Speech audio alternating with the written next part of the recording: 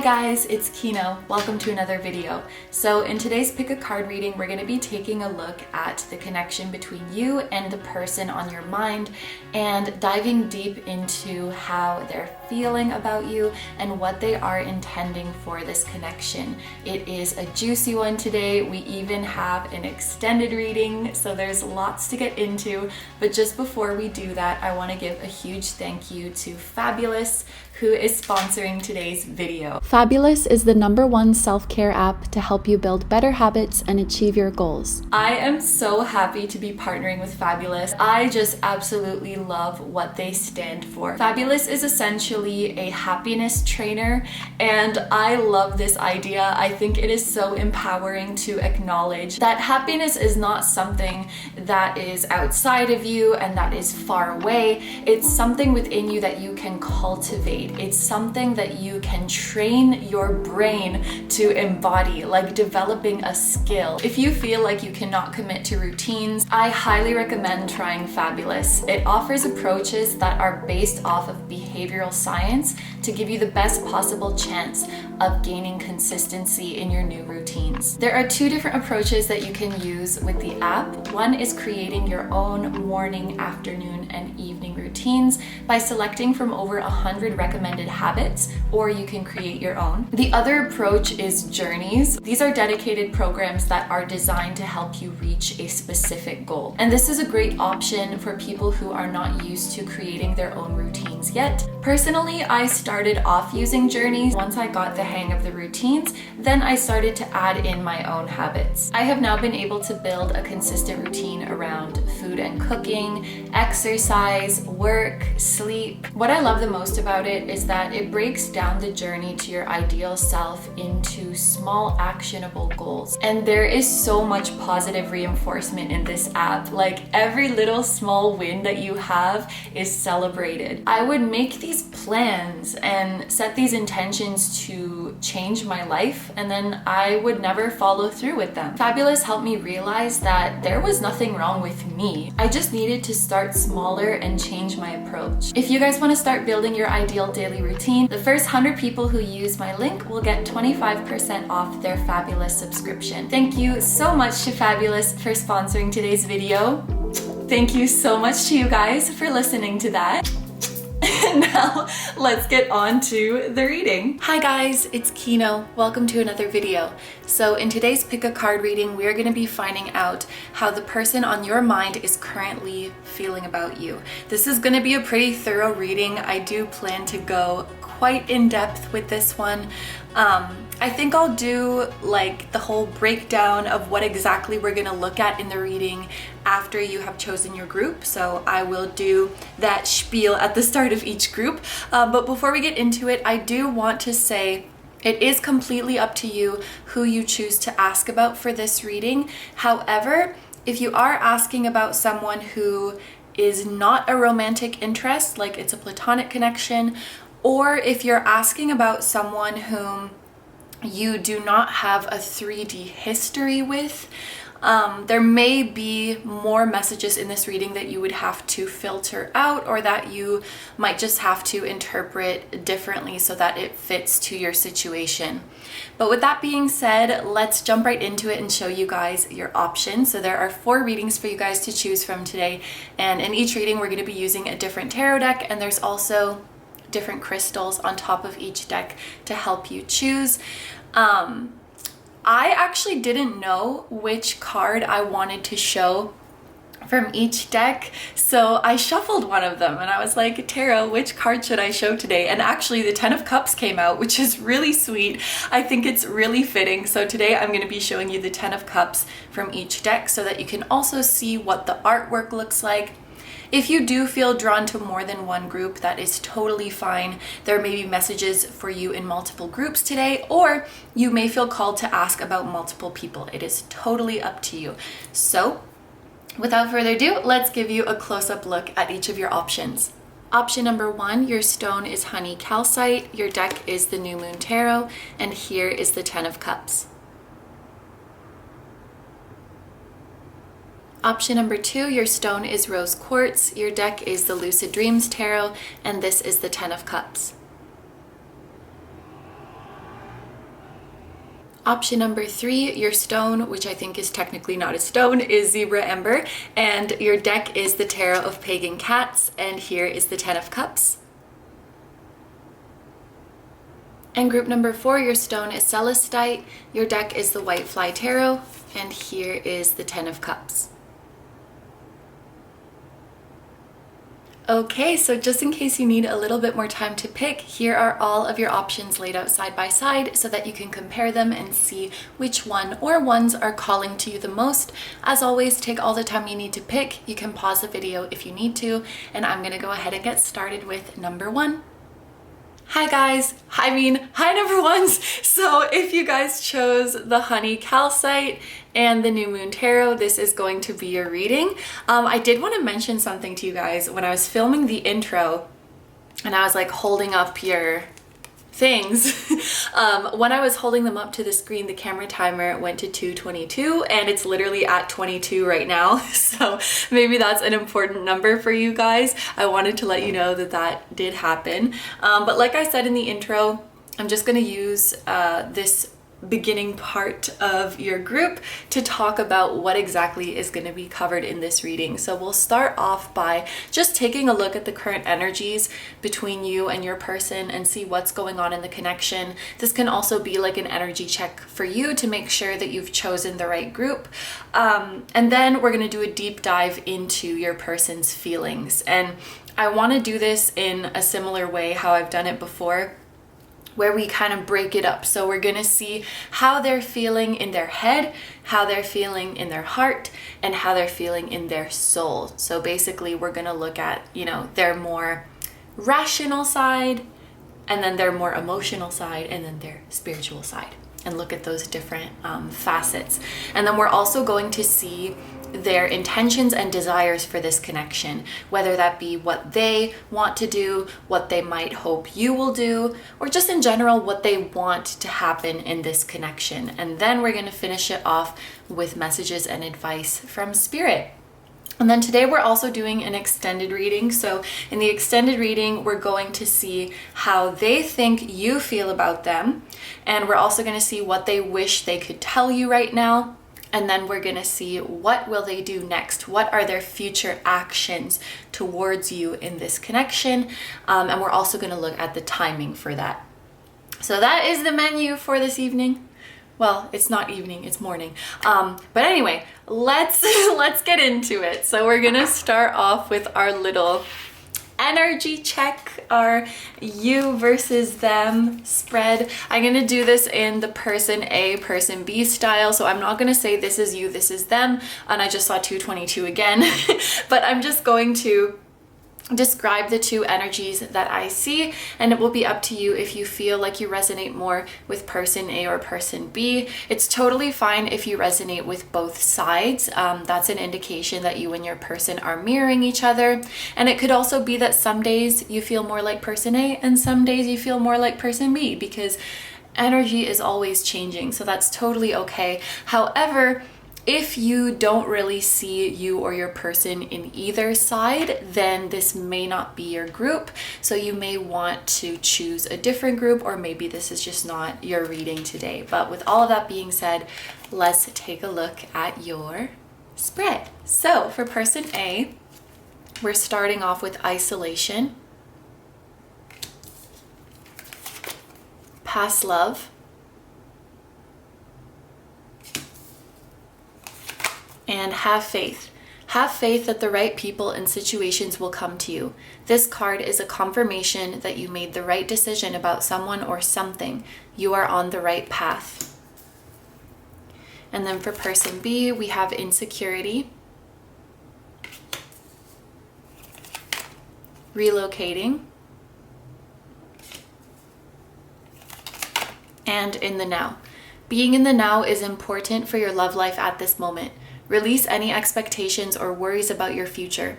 Only in the now can you manifest and influence your current love situation. And then for the middle card, which is going to represent the energy between the two of you, wow, we have the Empress. Oh my goodness. Okay, that's a really lovely card to have in the middle.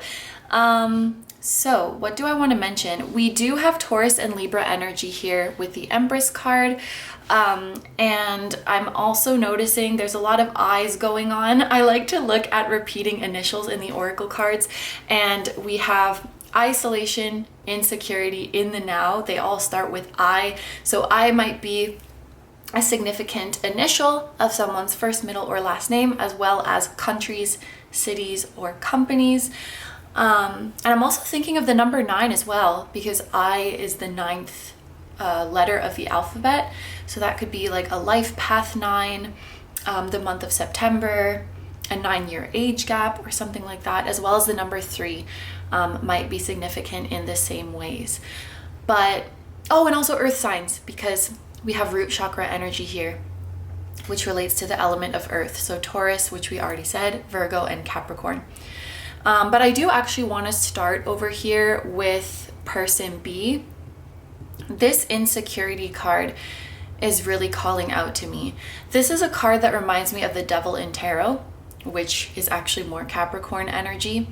But this has to do with our limiting beliefs, or those thoughts that tell us that we're not good enough and really stop us from moving forward. And I think it's very clear with the visual on this card that it's saying person B's insecurities are stopping them from pursuing what they love, or from moving closer to what they love, because you can see very clearly that the devil is messing with this person's heart, and they have their arms folded over like in a defensive position, almost like they're putting an X over their heart. So I can see right away that insecurities have really gotten to person B.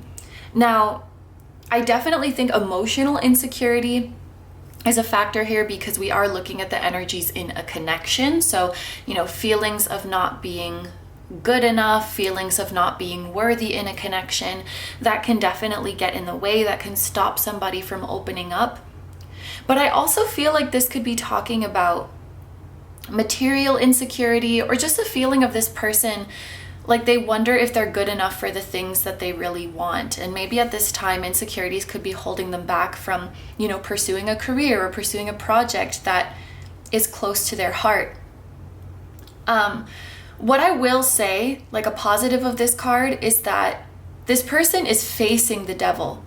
If they were turning away from it, it would lead me to believe that they are not aware of how their insecurities affect their actions. And so the fact that they're facing this devil, it's like they've identified their insecurities, and I think they've also identified how it has been holding them back. And that is a huge step. That is the first step to overcoming them. That is the first step to healing. So I do see that this person is self-aware about them, and that they are trying to overcome them.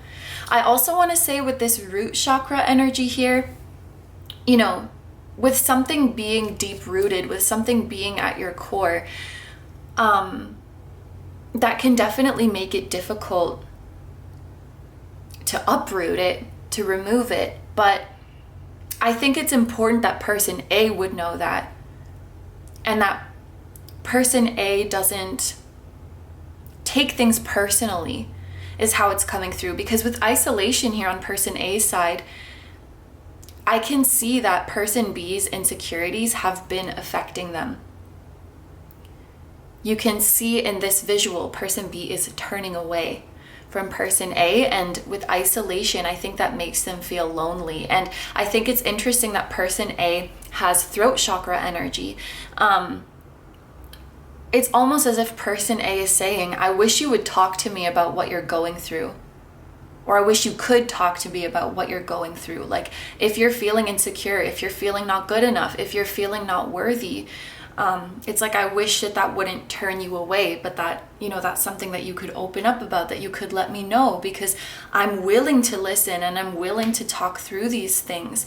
I'm also thinking of how the throat chakra can refer to creativity. So it's like, I don't know if this is like the traditional meaning of that creativity, but we can like put our heads together and think of solutions. We can create solutions if we just talk it through. But I feel like person B is more of in that energy of like, I need to face my demons by myself, because as they turn to face their demon, they're actually turning away from person A. Whether that's like I want to protect you from this demon, or they just feel like it's something that they have to go at alone. But they're definitely, person B is definitely in the process of doing this work right now. We have relocating right next to this. So I really do think that person B is coming to a place where they're not afraid of going after what they want anymore. And I think when they have these realizations of how they've been holding back, of how their limiting beliefs have been stopping them from living the life that they want, they might come to a realization of like, I've got to make a move, or I've got to make some big changes in my life. So as they battle these insecurities and come out on top, that might result in them taking some action in the 3D of like, I'm gonna move to another location, or I'm going to change companies, or I'm going to change my field of study. I feel like while this relocating could definitely be talking like in a geographical sense, it can also be professional, it can be educational, it can be social, like they're moving out of a certain friend group or moving away from connections that don't serve them. But there's definitely actions that if person B hasn't taken yet, they are going to be taking very, very soon. That is more in alignment with their brave and confident self, the version of them that they want to be. So like they're finally going after what they want. And I think within the now, it's like they're not going to let worries of the future stop them anymore. So this person's making moves. They're making moves. I'm very proud of this person. And then here, I definitely feel for person A as well, like we spoke about before. I do think that it's like person B's insecurities have made them to feel lonely before, because I think their feelings of unworthiness make them turn away. But I also think that how they're now dealing with their insecurities and how they're acting on them is making person A feel lonely or in some way, or making them feel left out in some way. So maybe this relocation is causing them also to like physically move away from person A. For example, you know, going to a faraway location, or like if you guys used to like work together or study together or be a part of the same friend group or be part of the same community.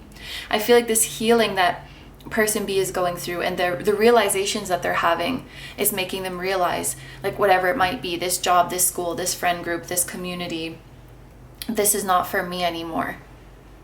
And they have to kind of move away. And I think that that's creating a distance between the two of you.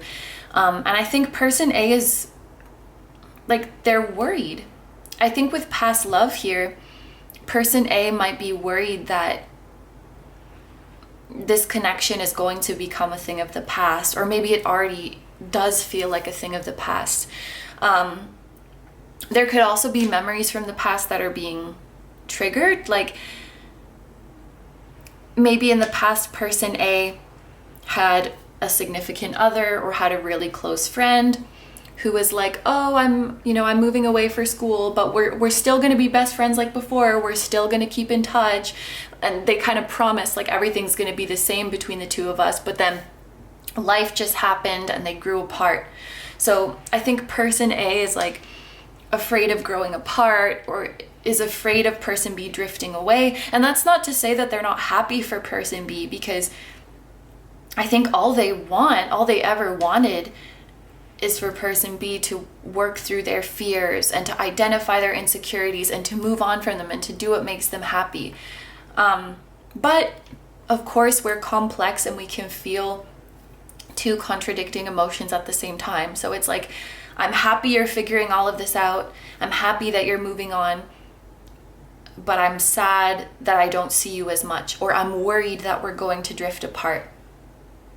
Especially if this has happened to person A in the past, you know, like, oh, of course, like you say we're going to stay friends. You say it's going to be the same. And I'm not saying that you're lying. I just know that life happens and I'm scared. So person A might have, I don't know if it's abandonment wounds or they're just a little bit wary from past experiences. And I just think with this throat chakra, it's like they really, really do want to stay in touch with person B, or have even been actively trying to, but maybe person B is a little bit distant right now. But I definitely think that person A has faith, and they definitely feel like they found the right person for them. And I don't think that person A is going to give up. And that brings us to the Empress card, because I think that there is something really special in the connection here. The Empress is a very loving energy, so I definitely know that person A and person B have a lot of love for each other. And I honestly feel like with the butterflies here, the love that exists here can withstand the transformations and the metamorphoses of life. One thing that's constant about life is that it's always going to change. These butterflies remind me of like the death card, that feeling of transformation. Scorpio energy could be significant as well. But yeah, one thing that's for sure in life is that we're always going to be changing shape. Our life is always going to be moving. And sometimes we can't go back to the way things were before. But I just feel like this connection can stand the test of time.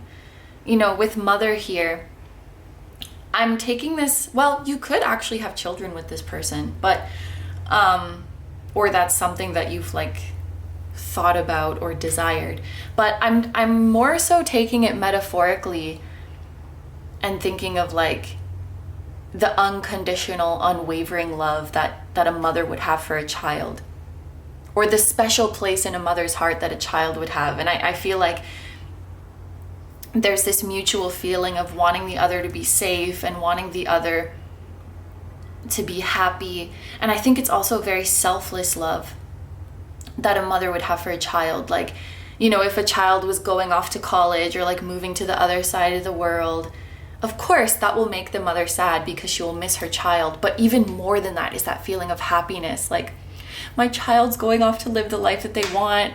And like, that's all I could ever wish for them as someone who loves them. So there's just this mutual feeling of like, I have so much love for you, I support you, and I want you to be happy. You guys may even feel like both of you are both of these, you know, like if you're both like going on to live your lives and make things happen. I'm also noticing this side has a very consistent like blue theme, and this side has a very consistent red theme, and then the card in the middle is blue and red. That's kind of cool. I think that this is everything I'm seeing for your energy check. So hopefully by now you can recognize whether this is your group or not. And so we're gonna move into our deep dive on their feelings now.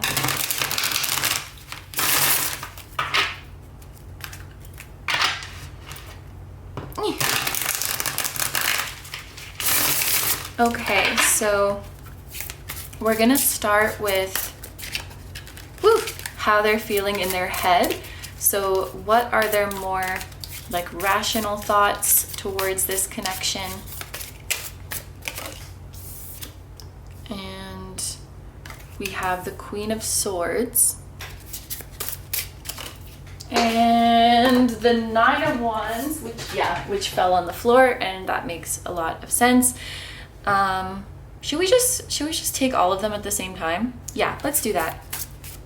So now we're going to see how they feel in their heart. So the more emotional aspect, we have the Hanged Man.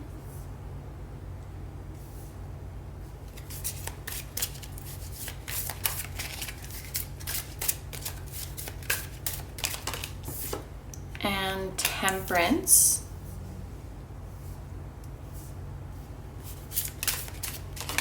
For the spiritual aspect, how they're feeling in their soul, we have the Ace of Swords.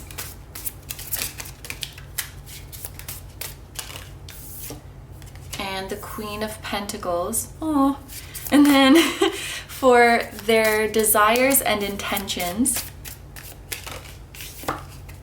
we have the Eight of Wands and the Three of Pentacles. Oh my goodness. Okay. This energy is very sweet. Okay, so let's just go through this in order.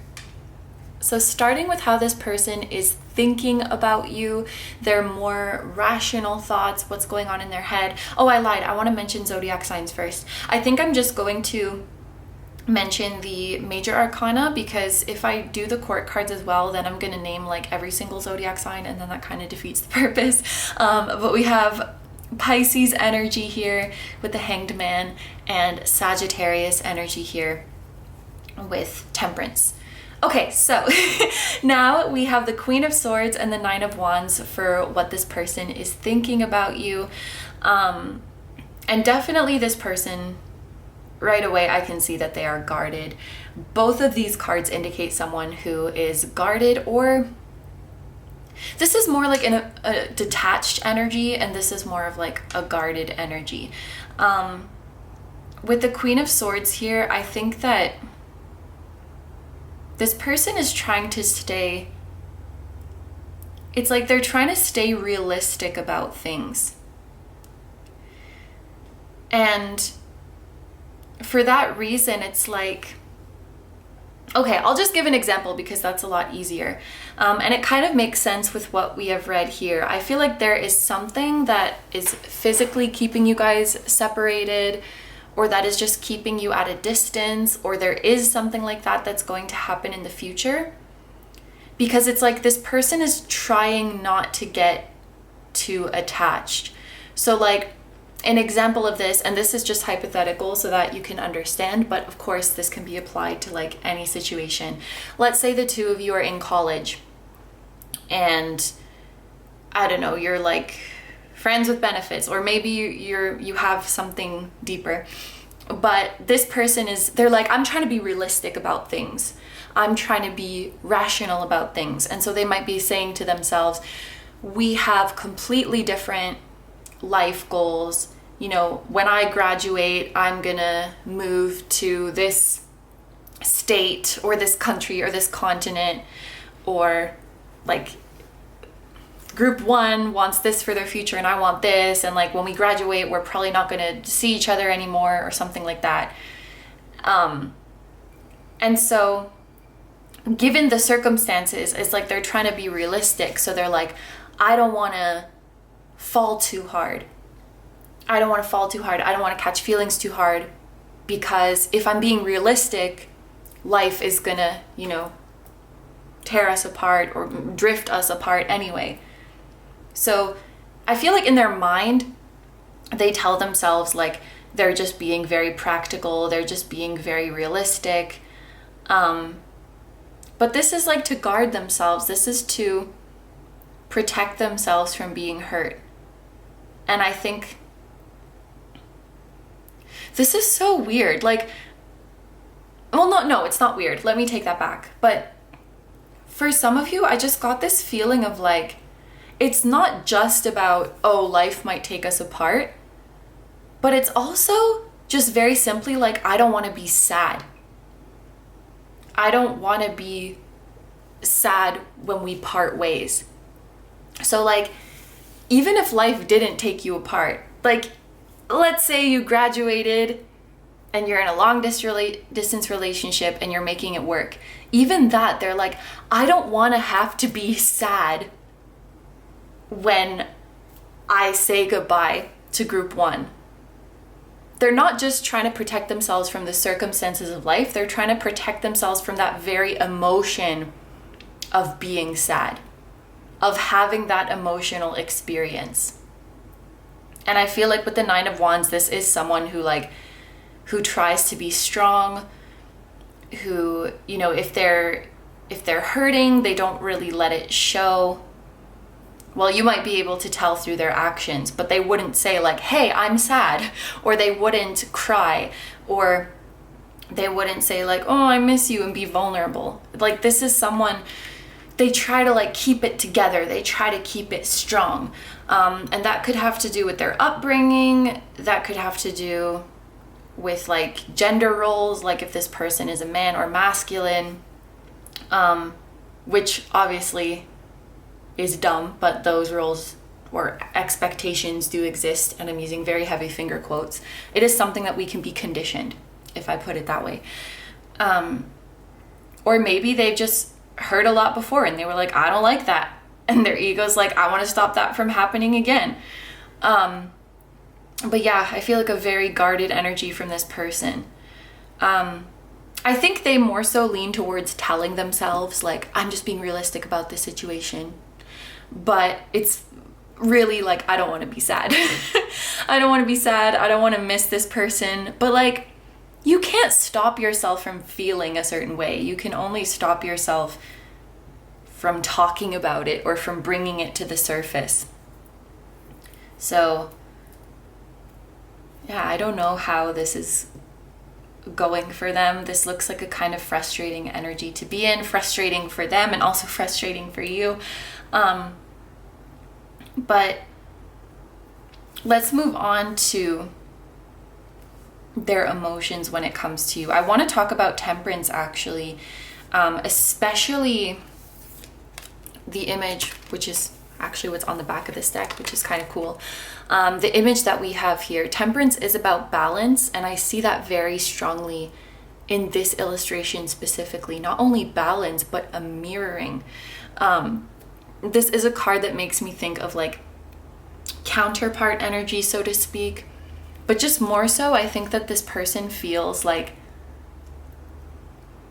the two of you go together very well, that your energies balance each other out. It's not necessarily something that they can put their finger on, because with the Pisces energy that we have here, you know, Pisces is kind of abstract. It's hard to grasp at it. It's not something that you like explain. It's not something that you pinpoint and hold down. It's just like something that you feel. It's something that you are. I definitely think that this person has a dreamy and romantic side with this energy here, with this Pisces and 12th house energy. They definitely have a very passionate side to them. And there's just, yeah, it's just something that they feel intuitively, I think.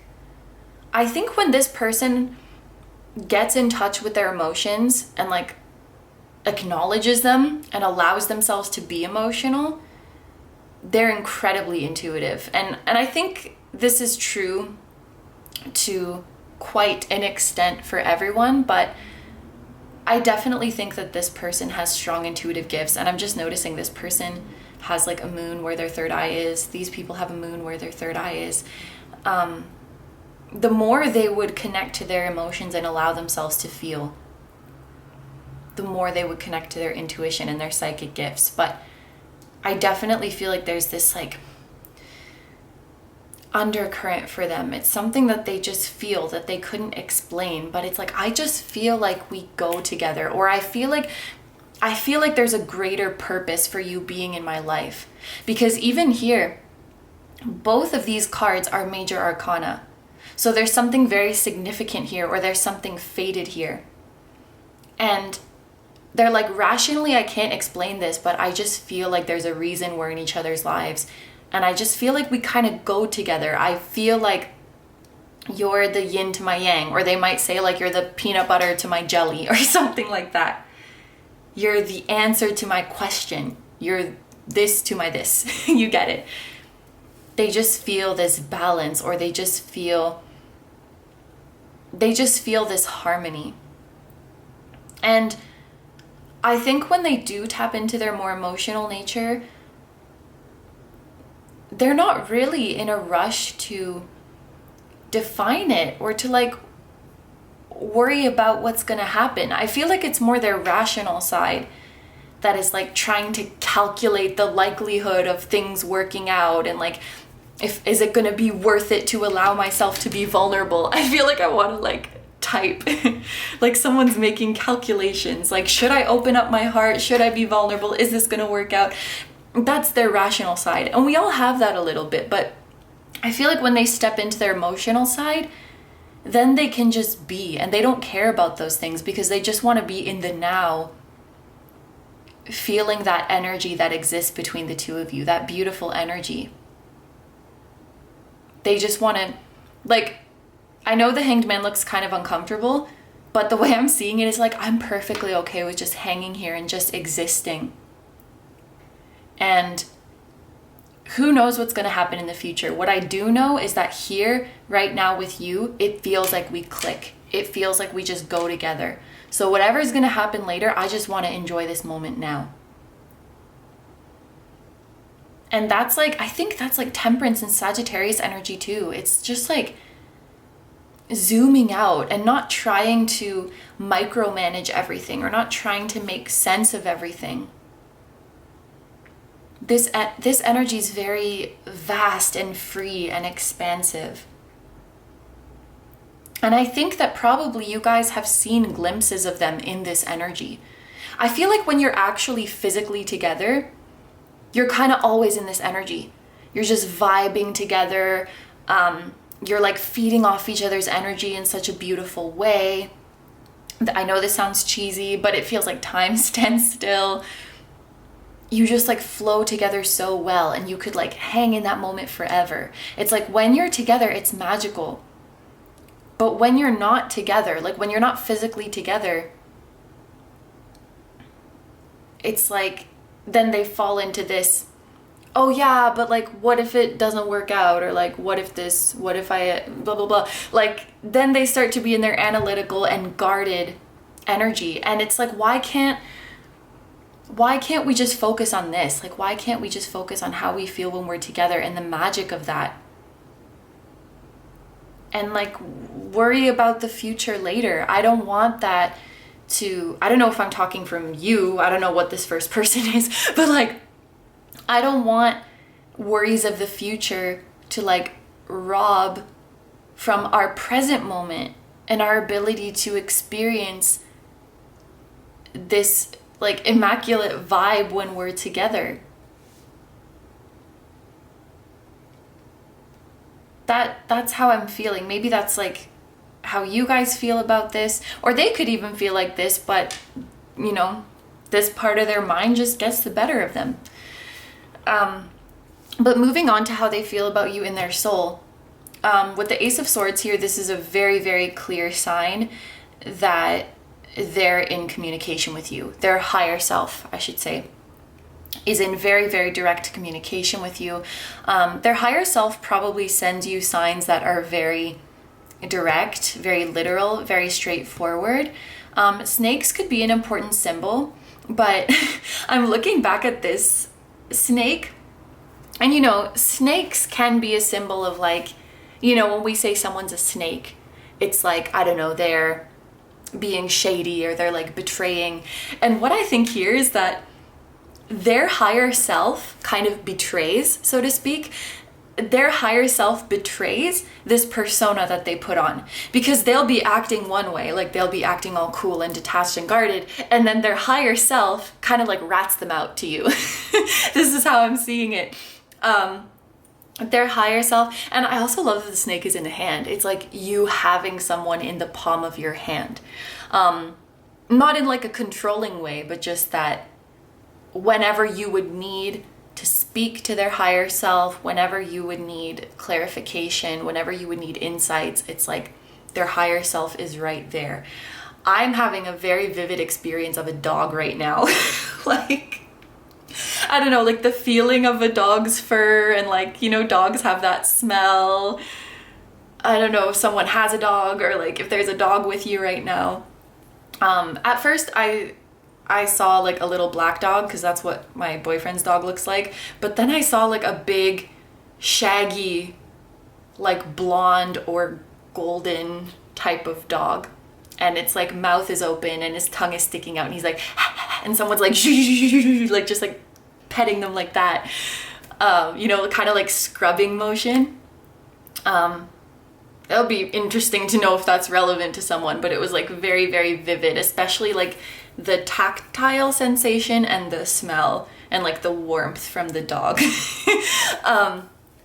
Anyway, so I was talking about their higher self. Their higher self Well, maybe that's a symbol of loyalty. Like dogs can be a symbol of like loyalty and companionship. I think their higher self is really just like right there with you. And so, you know, they'll act a certain way, and then your higher self will be like, boy, okay, here's what's going on. And just kind of like fill you in and tell you more directly what's going on and how they're feeling. So yeah, they're really, really right there with you. And I love that we have the Queen of Pentacles as well. This person's higher self has been with you for a long time and will continue to be with you for a long time and continue to communicate with you very frequently and directly as they have been, if that's something that you want moving forward. This might sound kind of weird, so, you know, take it if it resonates. But the Queen of Pentacles and the Empress, they are both a very motherly energy. So there could have been, like, if this is, I don't know or think this is a parent-child relationship, but it could be in a past life. Like they were your mother or you were their mother or something like that. Or they might just feel, their higher self might just feel to you like a very loving, nurturing energy, much like a mother would be. It's also cool that we have, again, that intuitive moon and the transformative butterfly. But yeah, they've been with you for a long time. And they will continue to be with you. They know you very well from a soul level. And this also shows that from a soul perspective, and just in general, like from an emotional perspective as well, they think very, very highly of you. Like you're precious. Like anyone would be very, very lucky to know you. Like having you in their life is very, very valuable. And they would only want the best for you. And I also think they're very proud of you. Like whatever you're working towards or whatever you have achieved, they're very proud of you and like the person you've become. I'm proud of how you like carry yourself. And I just really feel with this card so often, like they're truly saying you deserve the world. Like you deserve all of the good things. So now, in terms of their desires and intentions, we do have the Eight of Wands. So this is definitely a desire for communication. And I actually want to pull a clarifier. Is this saying that they want to reach out to you, or that they want you to reach out to them, or that they just, I think it's more, actually, never mind, I don't need a clarifier. I think it's more that they just want it to happen in general. They just want to talk to you. I think it's interesting that the Three of Pentacles is here as well. I think they're hoping that things happen organically rather than them reaching out and being like, hey, I need to talk to you about my feelings, or rather than you reaching out to them like, hey, I need to talk to you about my feelings. I think that they feel intuitively that this conversation needs to happen. But I think they're just hoping that it would happen organically, you know, like maybe in the spur of the moment you make plans to see each other, or maybe you end up bumping into each other and then you get to talking and that conversation just kind of happens.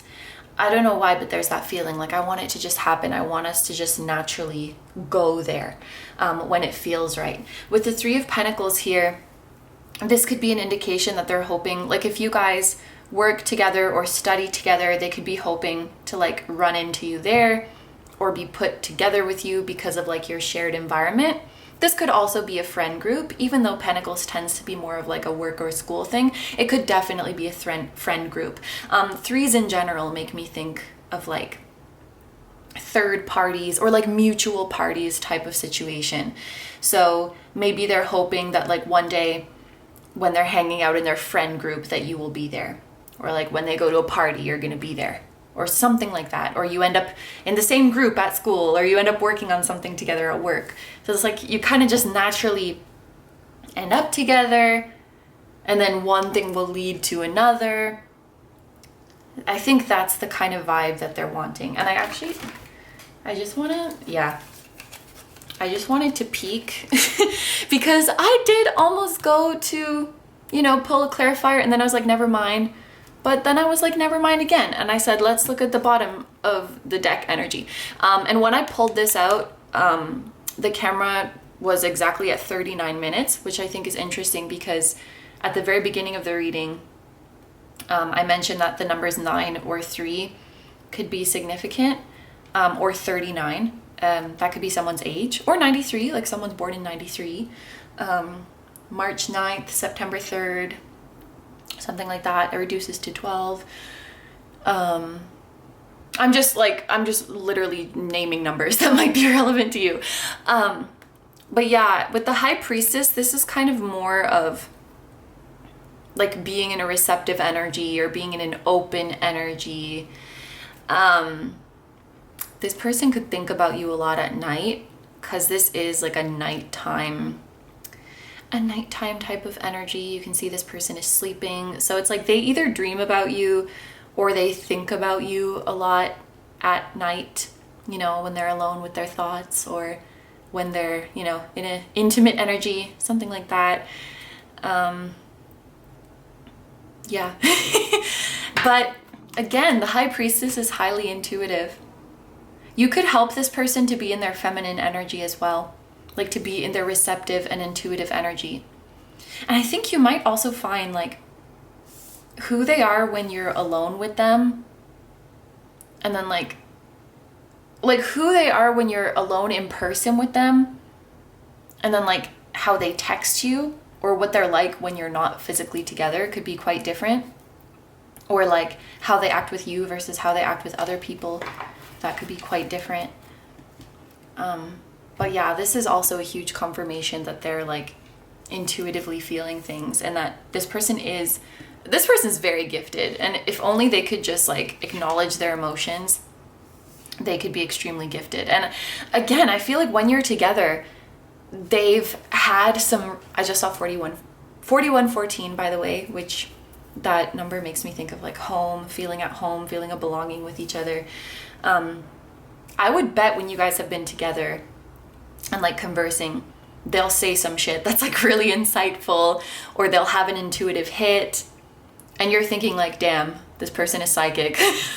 But they might not realize that, or they might not believe that, but they definitely have that gift. The same as you, actually. So yeah, I think that's everything for my group number ones. These are all the messages I see for you. And I'm lying because I have more oracle cards that I forgot about. So let's take a look at those right now. We have Light of Hope. So Spirit's definitely either saying that there is hope, or asking you to have hope, or asking you to be in a more positive energy in general. With this yellow color, it looks very bright. It looks very cheerful. We also have Source of Life and a dove, which is also surrounded by yellow light. In fact, it could be you or your person, or a significant spirit guide that has a yellow aura, or that appears as a yellow light. And doves could be significant as well. What I'm actually feeling with this Source of Life card is to focus on things that bring you life, that bring you joy, that energize you, that make you feel alive. Like, go in the direction of what charges you, of what revitalizes you, of what makes you feel alive. And I think that will naturally, over time, make you more energetic and make you more optimistic. And then we also have humor. And again, we have this like gold color. I feel like yellow and gold are significant colors. And we also had red and blue. I choose to focus on the lighter side of life. Yeah, so focus on what makes you happy, whether that's, focusing on the bright side of this connection, or, I love when we're together, and focusing on that joy to create more of it, or to just focus on other things in life that make you happy. Like if you feel ever like the energy of this person or this connection is bringing you down, I feel like this is saying give yourself permission that you don't have to lean into that heavy energy or try to like pull this person out of it. Just go towards the light. Go towards the feeling of joy, the feeling of what makes you happy. and you're all set. That's the advice from Spirit. Okay, so that's the real ending. That's the real ending of the reading. So now we're gonna take it over. Oh my gosh, I just noticed you guys chose like a yellowy gold stone too. We're gonna take it over to the extended reading now. So there we're going to see how your person thinks that you feel about them, what they wish that they could say to you right now, what they're going to do next in this connection, and when. So if that is something that interests you and you would like to join me over in the extended, that will be linked in the description as well as in the pinned comment. But if you're going to leave the reading now, I will say thank you very, very much for letting me do this reading for you. I hope you have a wonderful day or night, and I just saw 4444 whenever you're watching. And I wish you all the best. Please take good care of yourself, stay healthy. Don't forget to like, comment, and subscribe if you feel like doing that. And you can also follow me on Instagram, where I post weekly pick a card readings as well as new moon and full moon readings. That will be linked in the description and the pinned comment. And I also have a music channel. The song that you guys heard at the very start of this video was an original song. So if you're interested in listening to the full version of that song or any of my other ones, the music channel will be linked down below for you as well. Group number ones, I'm sending so much love to you, to your person, and to your spiritual teams. Once again, thank you so much for being here. I truly appreciate your support, and I will see you guys in the next one. Bye-bye. Hi, number twos. So if you guys chose this beautiful rose quartz flower and the Lucid Dreams Tarot, this is going to be a reading all about your person's current feelings for you. So I wanted to start off by just explaining how this reading is going to go, or what exactly we're going to be covering. So we're going to start with a spread to see the current energies of this connection, what's going on between you and your person. And you can think of this part of the reading as an energy check to make sure that this is in fact your group. And then we're going to get into a deep dive into your person's feelings. So I'm going to do this similarly to how I've done it in previous readings, where we kind of break it up and see how they're feeling in their head, how they're feeling in their heart, and how they're feeling in their soul. So that way we can kind of examine the question from all angles. We'll see what's going on in the more rational part of them, in the more emotional part, and in the spiritual part. And then we're also going to see their desires and intentions for the connection. So whether that's what they want to do with this connection in the future, what they're hoping you will do, or just in general what they want to happen. We're going to look into that too, and then finish off the reading with messages and advice from Spirit, whether that be about this connection specifically or just advice from Spirit in general. We'll leave it open, but that's basically it. And then there is going to be an extended reading today. So in the extended reading, we're going to see what does your person think that you feel about them. We're going to see what they wish they could tell you right now, what their future actions are towards you and this connection, and then we're also going to get a timing prediction for that. So that's the whole menu. So let's get right into it. I'm going to set this aside for now, and we're going to start off with our current energies of this connection energy check spread. So I'm going to do this in a person A, person B style, meaning that I'm not going to say this is you and this is them. Rather, I will just explain the two energies that are interacting with each other, and it will be up to you to decide if you resonate more with person A or person B. It's totally fine if you resonate with both. That's in fact a strong indicator that the two of you are mirroring each other. And it could also be that some days you feel more like the person A energy and some days you feel more like the person B energy. Our energy is constantly shifting, and so that's totally fine as well. However, if you really don't see you or your person in either of the energies, then that could be a sign that this is not your group, and you may want to try picking a different one, or maybe this is just not your reading today. So with all that being said, let's take a look at our first cards. Starting with person A, we have renewal,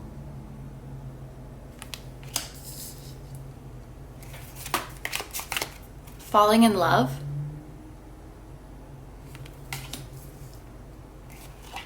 And one more try, and it says, I still love you up here. Give your relationship another chance. This card is a sign that a connection is not over and that both parties still have a path to go together. It is worth fighting for this love. And then for person B, we have passion. Date, flirt, play just for fun. And quality time. Spending more time together and doing things you enjoy is important now. If you are single, this card tells you to spend more time with friends. This card highlights parties and a good time. And then for your middle card, which represents the main energy between the two of you, we have the Magician with Impulse. So the first thing I want to mention with the Magician here is that this is associated with the planet Mercury. So Gemini and Virgo could be significant zodiac signs. And then we also have the number 1 here, which could be a significant number. Maybe that's a number you guys are seeing repeatedly. It could also be indicative of a life path 1 or the month of January, or maybe Aries, with that being the first zodiac sign. It could also be like a 1 year gap or something like that. But yes, okay, now let's just jump right into it and take a look at the 2 different energies that we have here. I will say right off the bat, it kind of looks like these 2 people are in considerably different seasons of their life. Like they're in kind of different energies, but they're both very beautiful. I just got a really nice vibe from this renewal card right off the bat on person A's side. I would say that person A at this time, they're like in a winter moving into a spring, because we can even see on this card there's still some snow falling, there's some snow on the ground, there's some dead leaves, but we're moving into like green grass, blue skies, flowers blooming. This is like a end of winter, beginning of spring type of vibe that I see for person A. I feel like person A has been doing a lot of inner work recently. They've been doing a lot of like self-discovery, a lot of soul searching, a lot of healing, and they're sort of starting to come out of that energy now. I think that they've released a lot of heavy energies. They've released a lot of pain from the past. They've released a lot of insecurities. And they're feeling healed. They're feeling renewed. They're feeling ready for a new start. Now, over here with person B, this to me looks like, this is like a spring moving into a summer type of energy. So I feel like while person A has been in more of like a reflective energy for the past while, more of like a still reflective type of energy, person B is in a very inspired and action oriented type of energy. They're just kind of like at different points of the same cycle, because everybody goes through like spring, summer, fall, winter seasons of their life, but person A and person B are just kind of at 2 different points. I feel like person B is either in the planning stages of a very exciting new chapter of their life, or they're just in the beginning stages of like implementing it, of putting it into action. And as this card says, I think that person B is doing something right now or pursuing something that they're very passionate about and they're very, very excited about. So this energy feels more like lively, go, go, go, excited, inspired, motivated, busy, like booked and busy kind of vibes. And then this one feels more like we're being still, we're being present with ourselves, we're purging, we're looking inwards, like we're healing from the inside out. It's like this kind of energy. And then on top of that, I think that there's another layer. There's another layer of this spread that highlights these 2 people kind of being in different places right now. I think that person A is looking for a serious relationship, is looking for like a serious intimate relationship with this falling in love card. Like they either want to fall in love or they feel that they are falling in love, perhaps with person B. And with this one more try card here, This could be a situation where there's been a separation with person B and they're wanting to give the relationship another chance. But I also think that this is referring to just a more general feeling that person A has, like I want to give love another chance, or I want to fall in love again. Like I've healed from my past hurts, I've healed from my past relationships, I've gotten clear about what I want in my next relationship, and like I'm ready for that. I'm ready to experience that companionship. I feel like I've healed now, and I'm ready to experience a new cycle in my love life.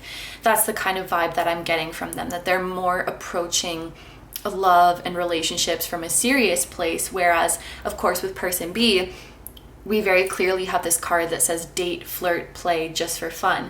So I feel like person B is not really looking for anything serious right now, and we even have quality time next to this, which is like it gives me this feeling of like I just want someone that I can, spend time with, that I can have good times with. This card highlights parties and a good time. It indicates spending more time with friends. So I kind of feel like this person is looking for friendship. Maybe they're looking for friends with benefits, because we do have like this flirty energy here.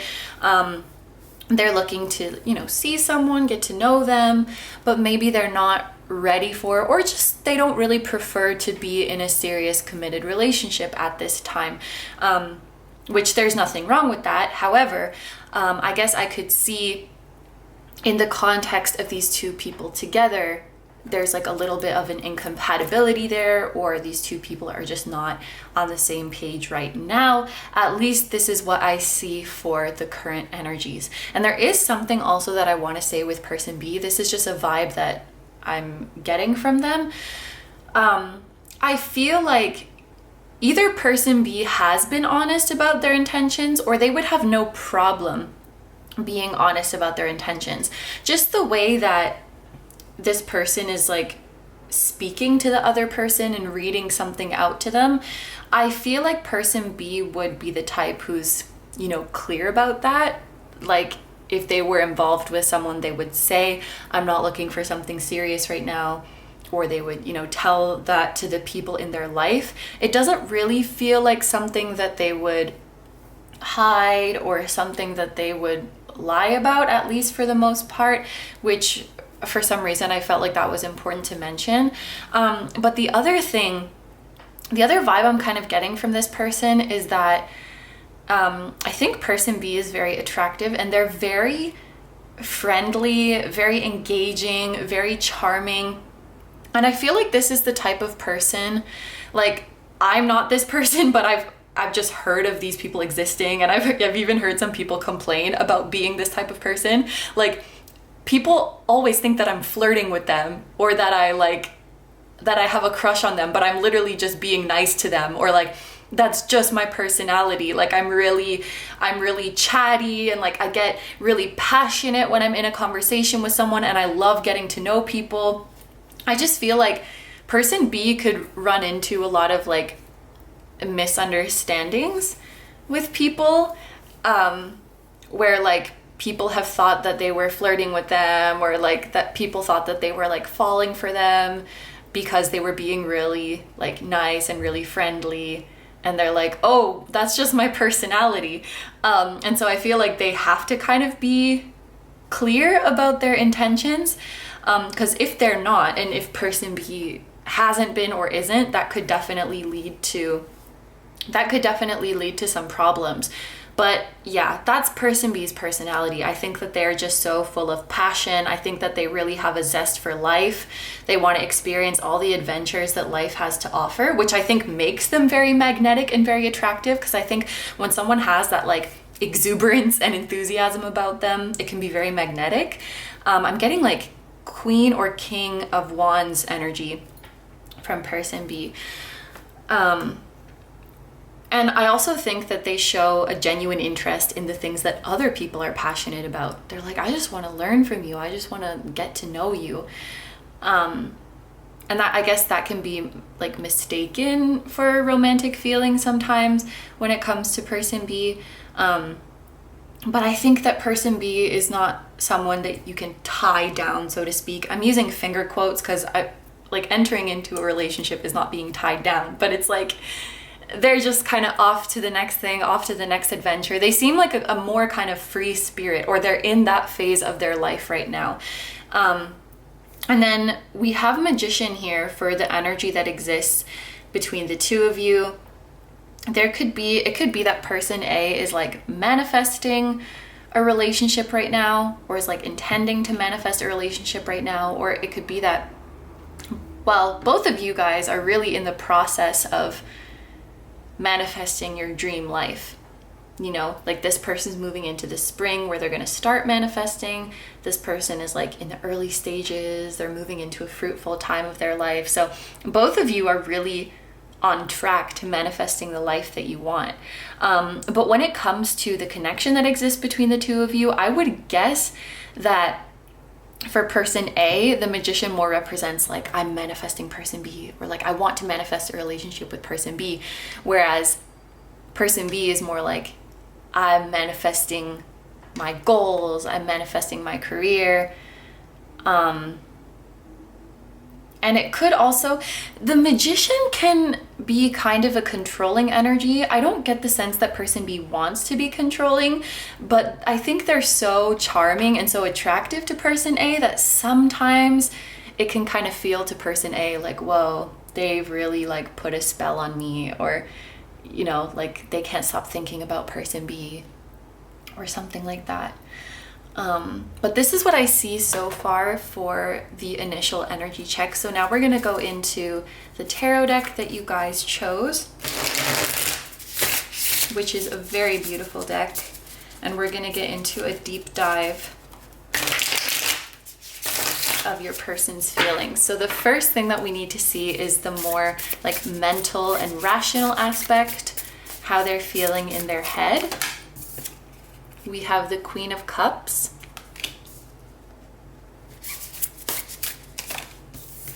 And the Eight of Cups.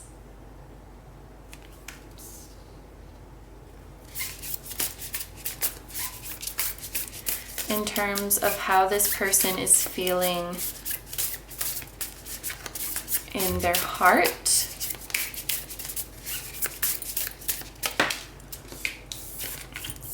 We have the Knight of Pentacles and the Five of Swords.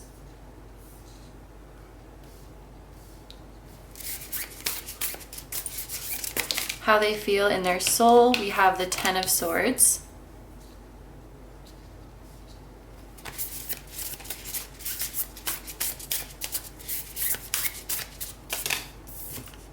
And the Nine of Cups.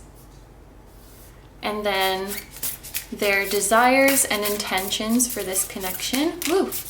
I'll take these two together as one. So we have the Four of Cups and the Two of Cups together. And then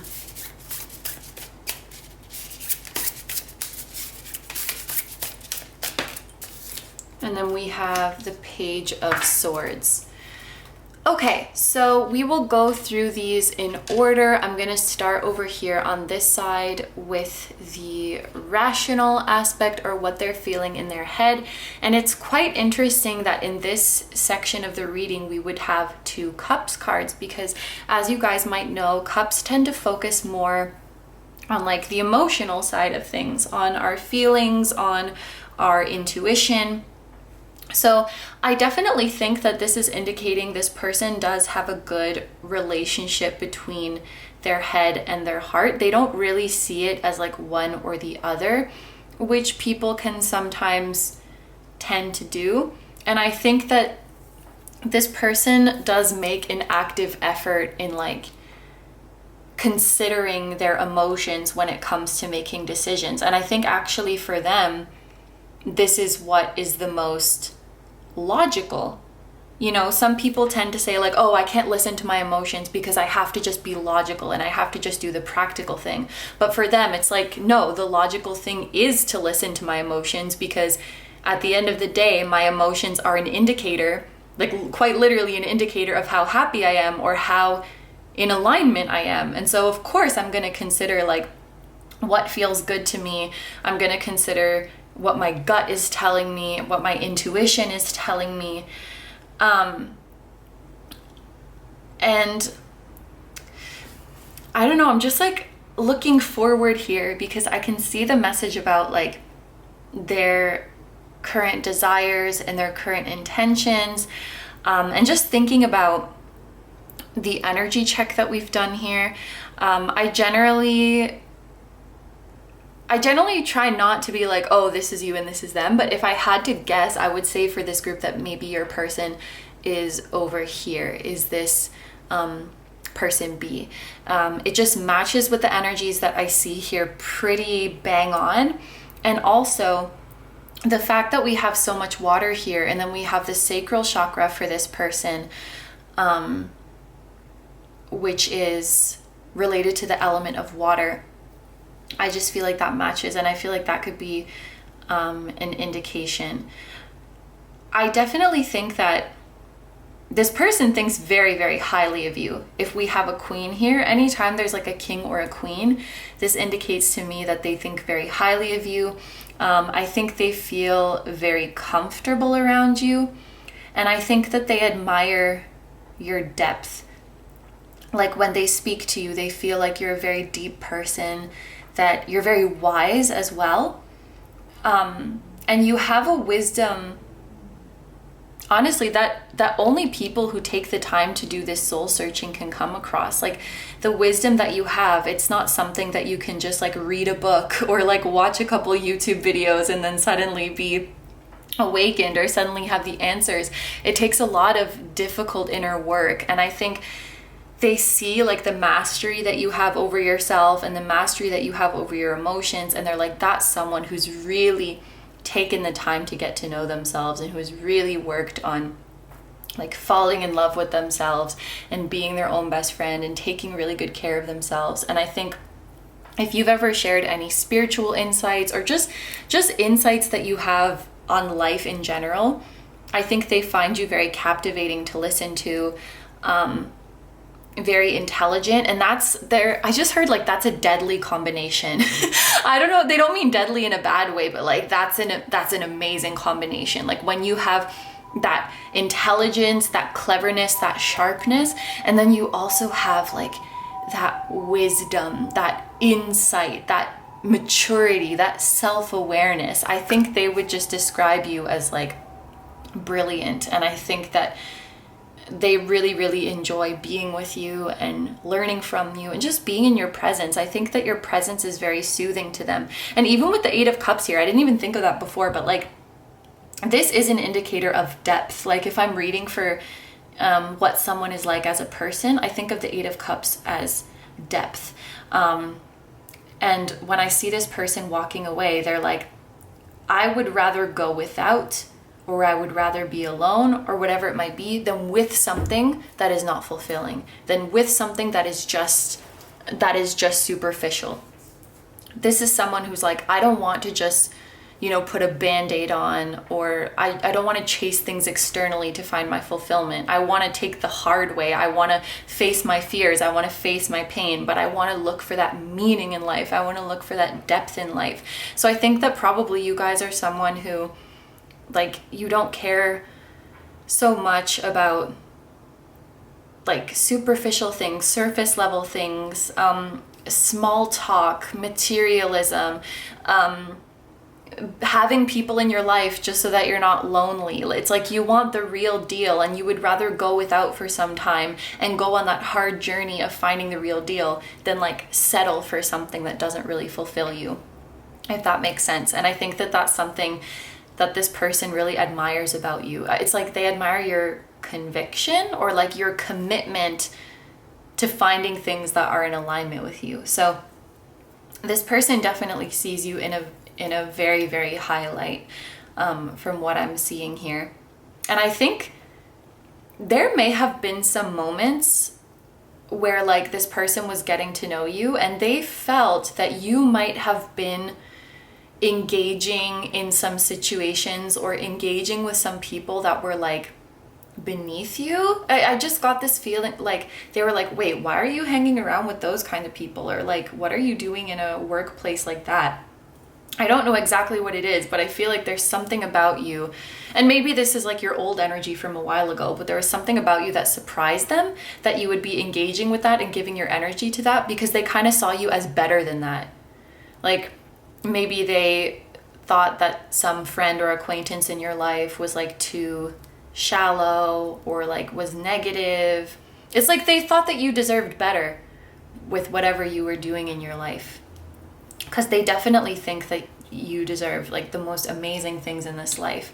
With you coming through as a queen, that's like a really clear indication. And I just noticed that both people here are wearing a crown of some kind. And I think it's interesting too how person A, which I think is you guys, is wearing a natural crown, like it's made of flowers, it's made of nature, and person B is wearing a gold crown, because it's like I feel like they have more of like a materialistic drive, which that doesn't mean you don't have one or that you don't want to achieve things in the material world, but I think they really admire how you've like found your confidence naturally and like cultivated your self-worth so organically, like from within, from the inside out.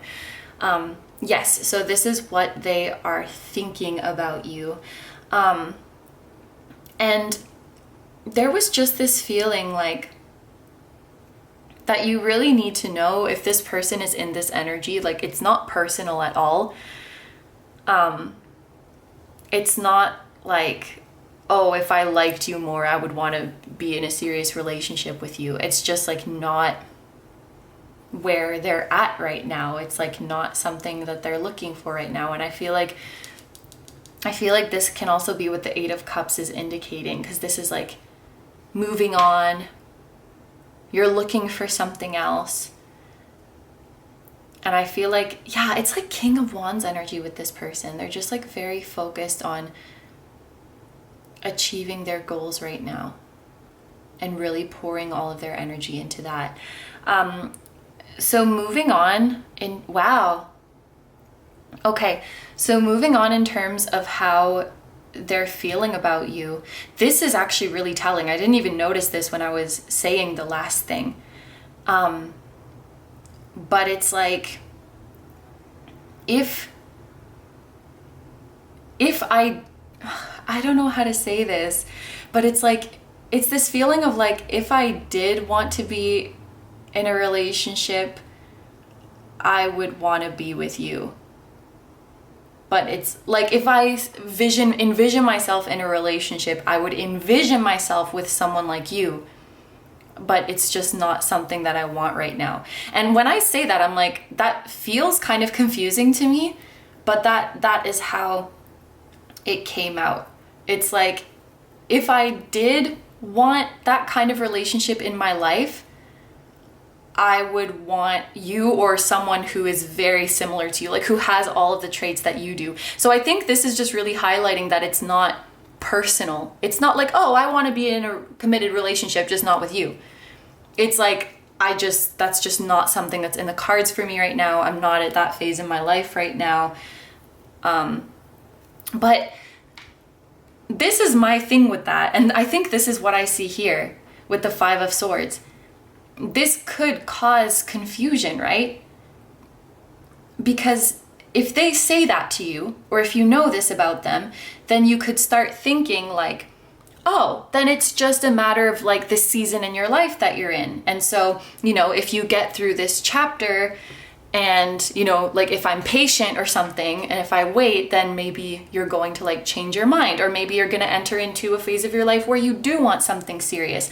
And I don't think that this was their intention if they told you this, but I can definitely see how this would get someone's hopes up, or how this would sound like, I don't want a relationship with you now, but I will in the future, because you're like everything that I want in a partner.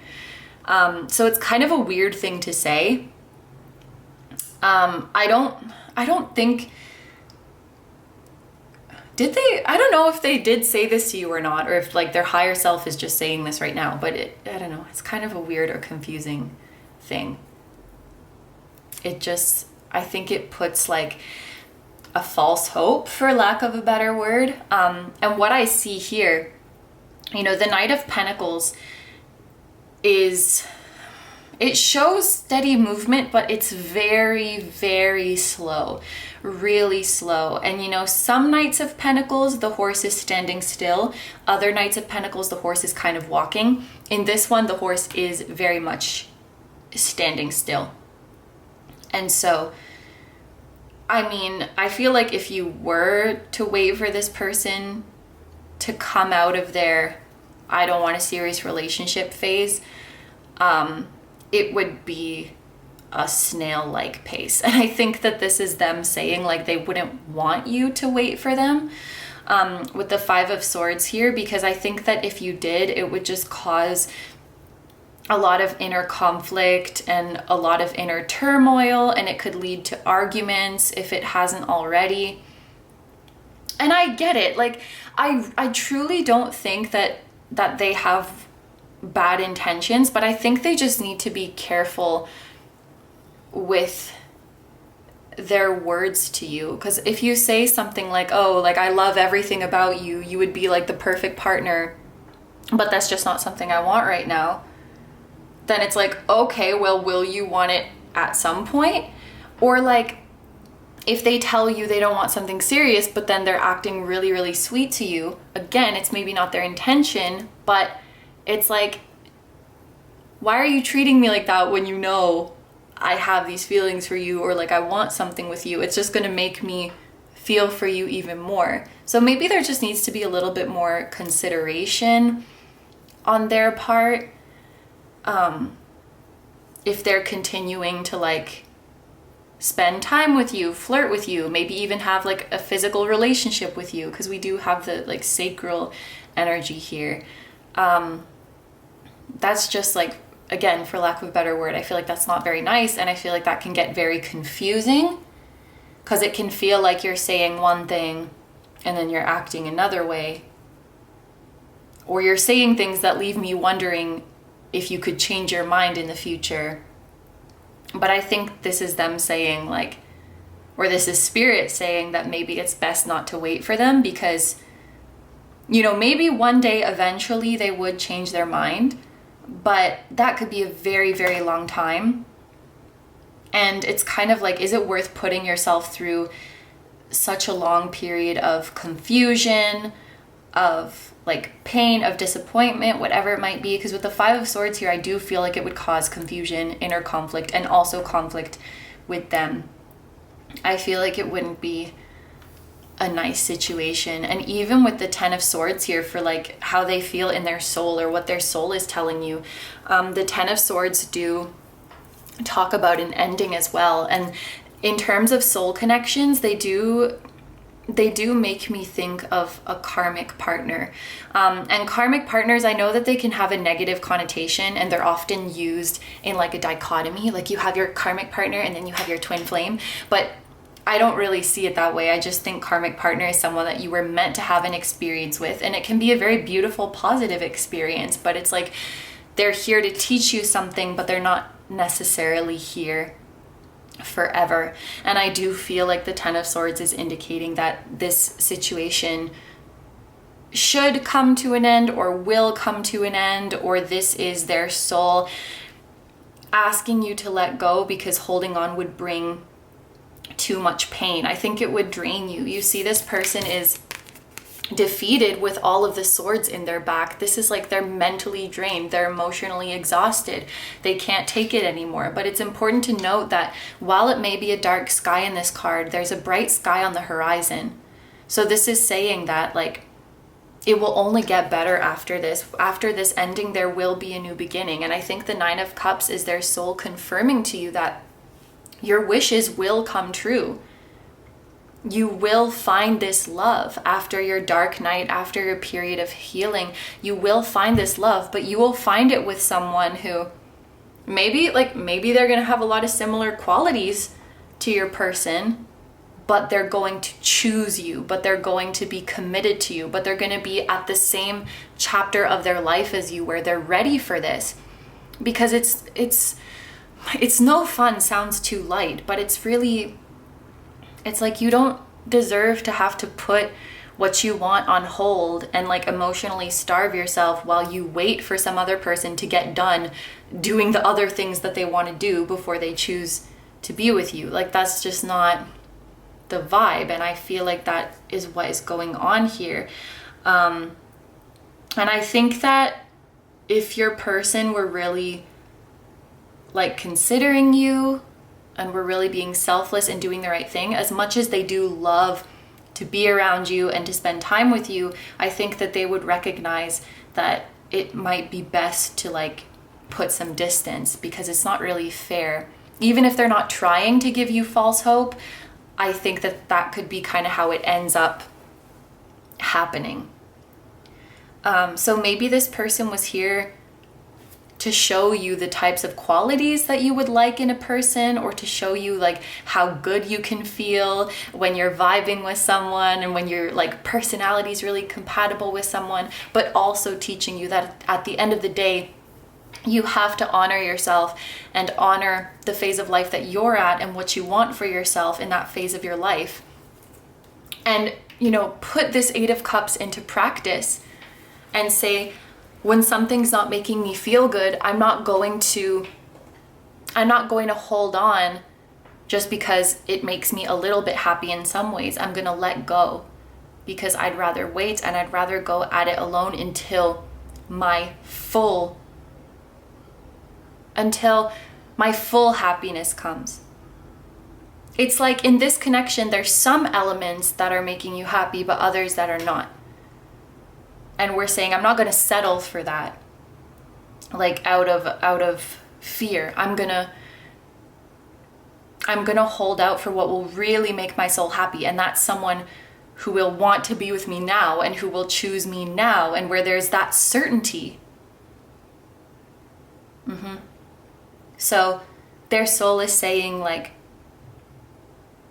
it's time to let go, but know that your 9 of Cups is coming. Know that your wish fulfillment is coming. You will have this experience. You will fall in love again. And then now we get to the end, which is like their desires and intentions moving forward. And this is the thing that really like made it clear. We had the 4 of Cups and the 2 of Cups coming out together. The 2 of Cups indicates relationships, like a reciprocal connection. And the 4 of Cups, you see how this hand is handing her the cup and she's just like not interested. So this is literally showing someone who is not interested in this kind of partnership like we've been talking about. I feel like this came out to really like bring that point home. And then with the Page of Swords as well, like the page is not ready. The page is the youngest of the court cards.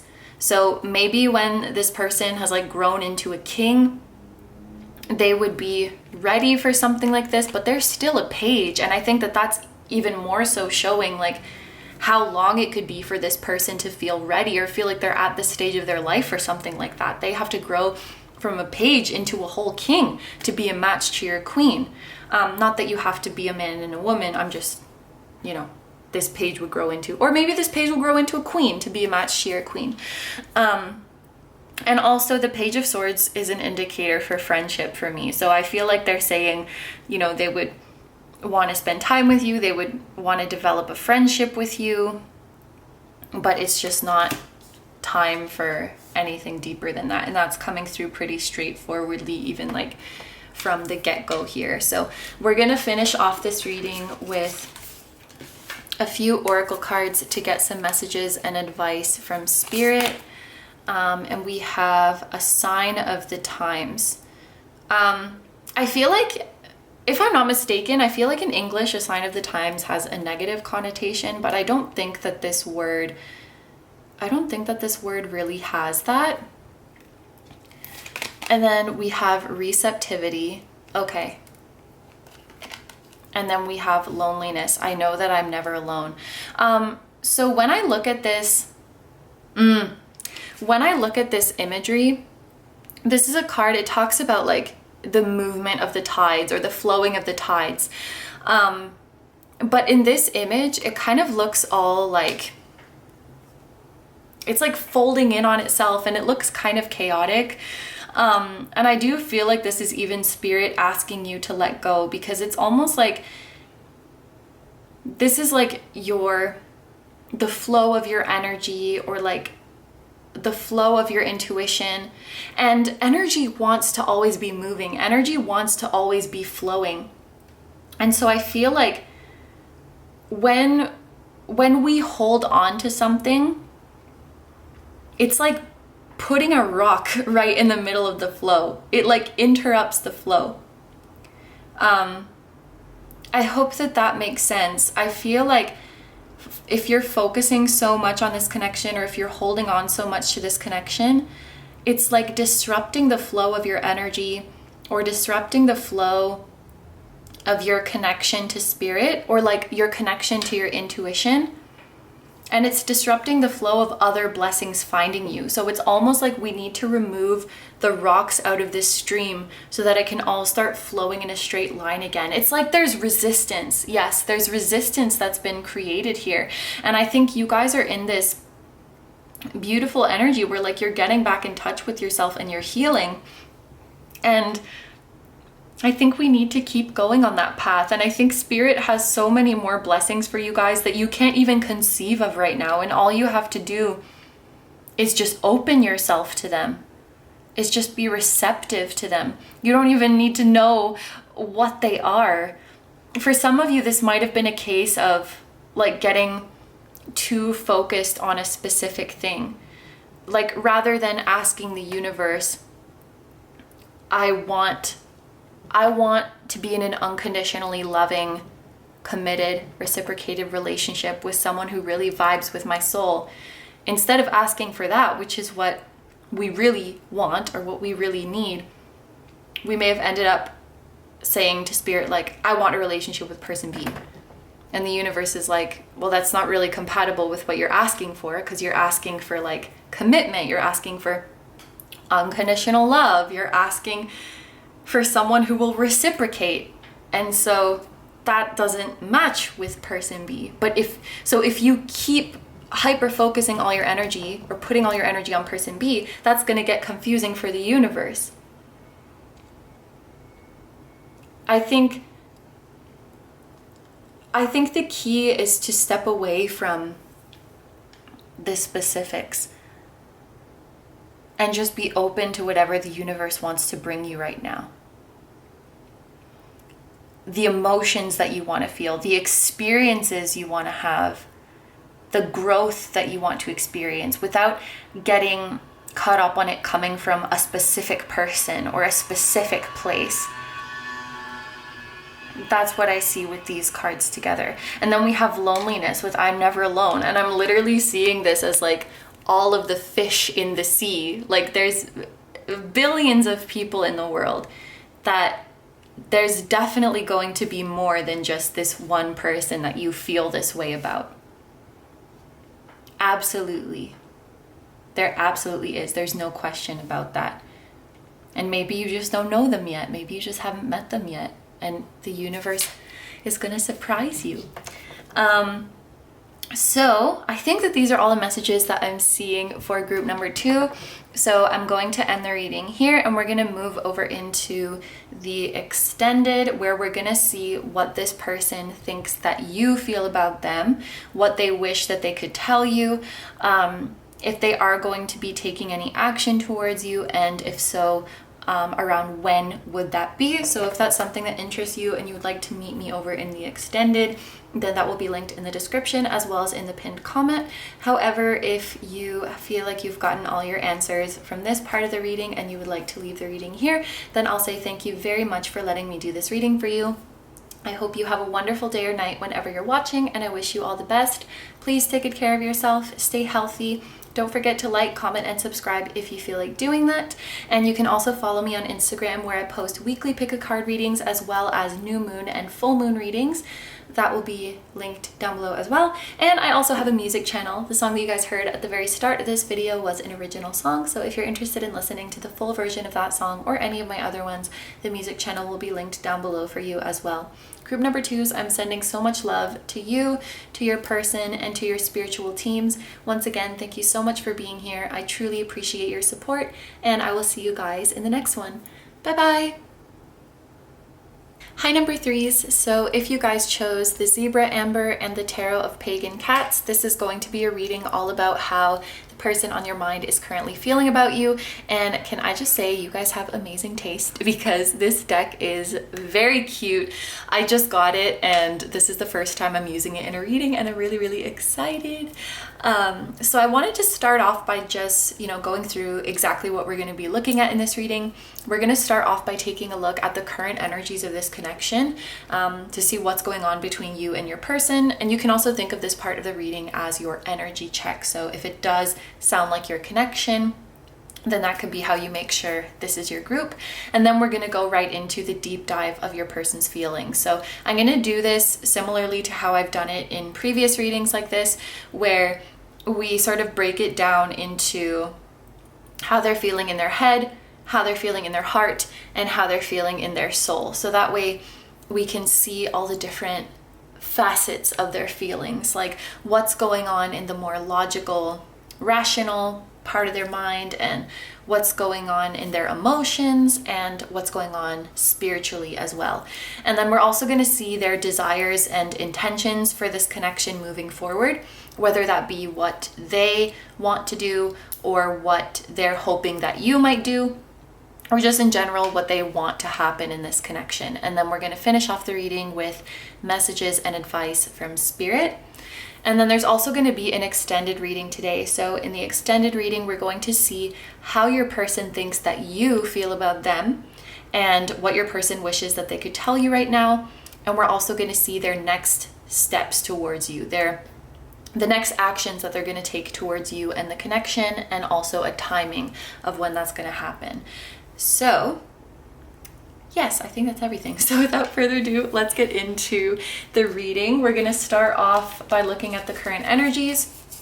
So I'm going to do this in the person A, person B style, meaning that I'm not going to say like this side is you and this side is them, but I will just read the two energies and it will be up to you to determine which side resonates more with you and which side resonates more with them. Although in group 2, it did seem very obvious, just like based on the messages of the reading, that okay, this is probably you and this is probably them. If it's really obvious like that, I might mention something, but in general I do want to leave it up to you to see like which side you feel like you resonate with. But you could very well feel like you resonate with both person A and person B. That's totally fine, and it often actually indicates that you and your person are mirroring each other. And it could also be something like some days you feel like person A, some days you feel like person B, because our energy is always shifting, our moods are always shifting, and that's totally fine. However, if you don't really see you or your person on either side, then this might not be your group. You may want to choose another one, or maybe this is just not your reading today. But with all that being said, let's get started and take a look at the cards for person A. So we're starting off with soulmate, worth the wait,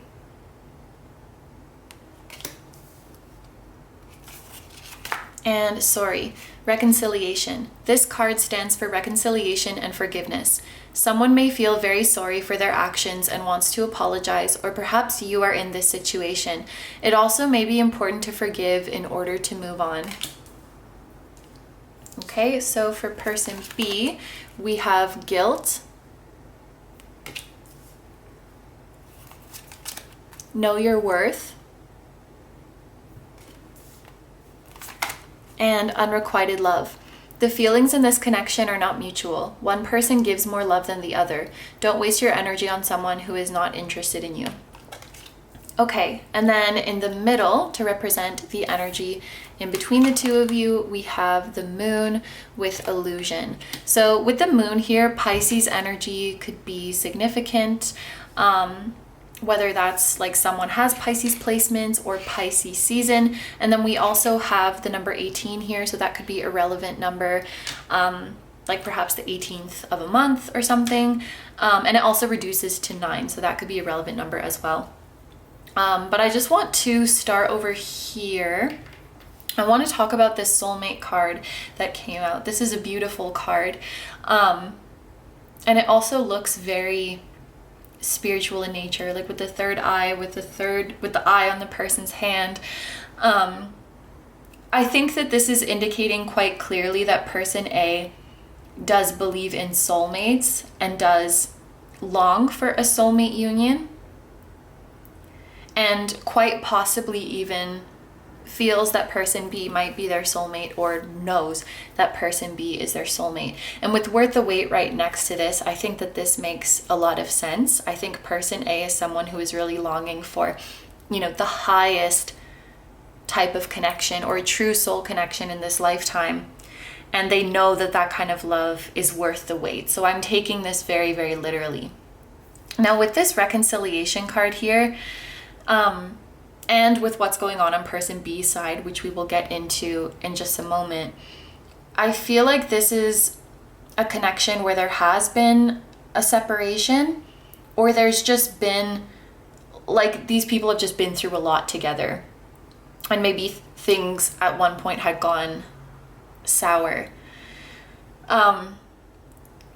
But I think what person A is really feeling over here is that whatever problems we might face together and whatever we might go through together, it's worth it. Like, person A is basically saying, I want to make this work.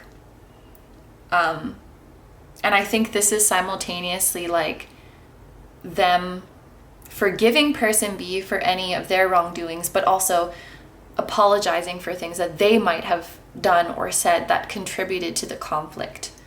But what I'm feeling very strongly from person A is like, I feel that you are my soulmate and I want to make this work. I know that we've been through tough times, and I know we are going through a tough time right now, but I also know that a love like this is very rare, and so I want to make this work.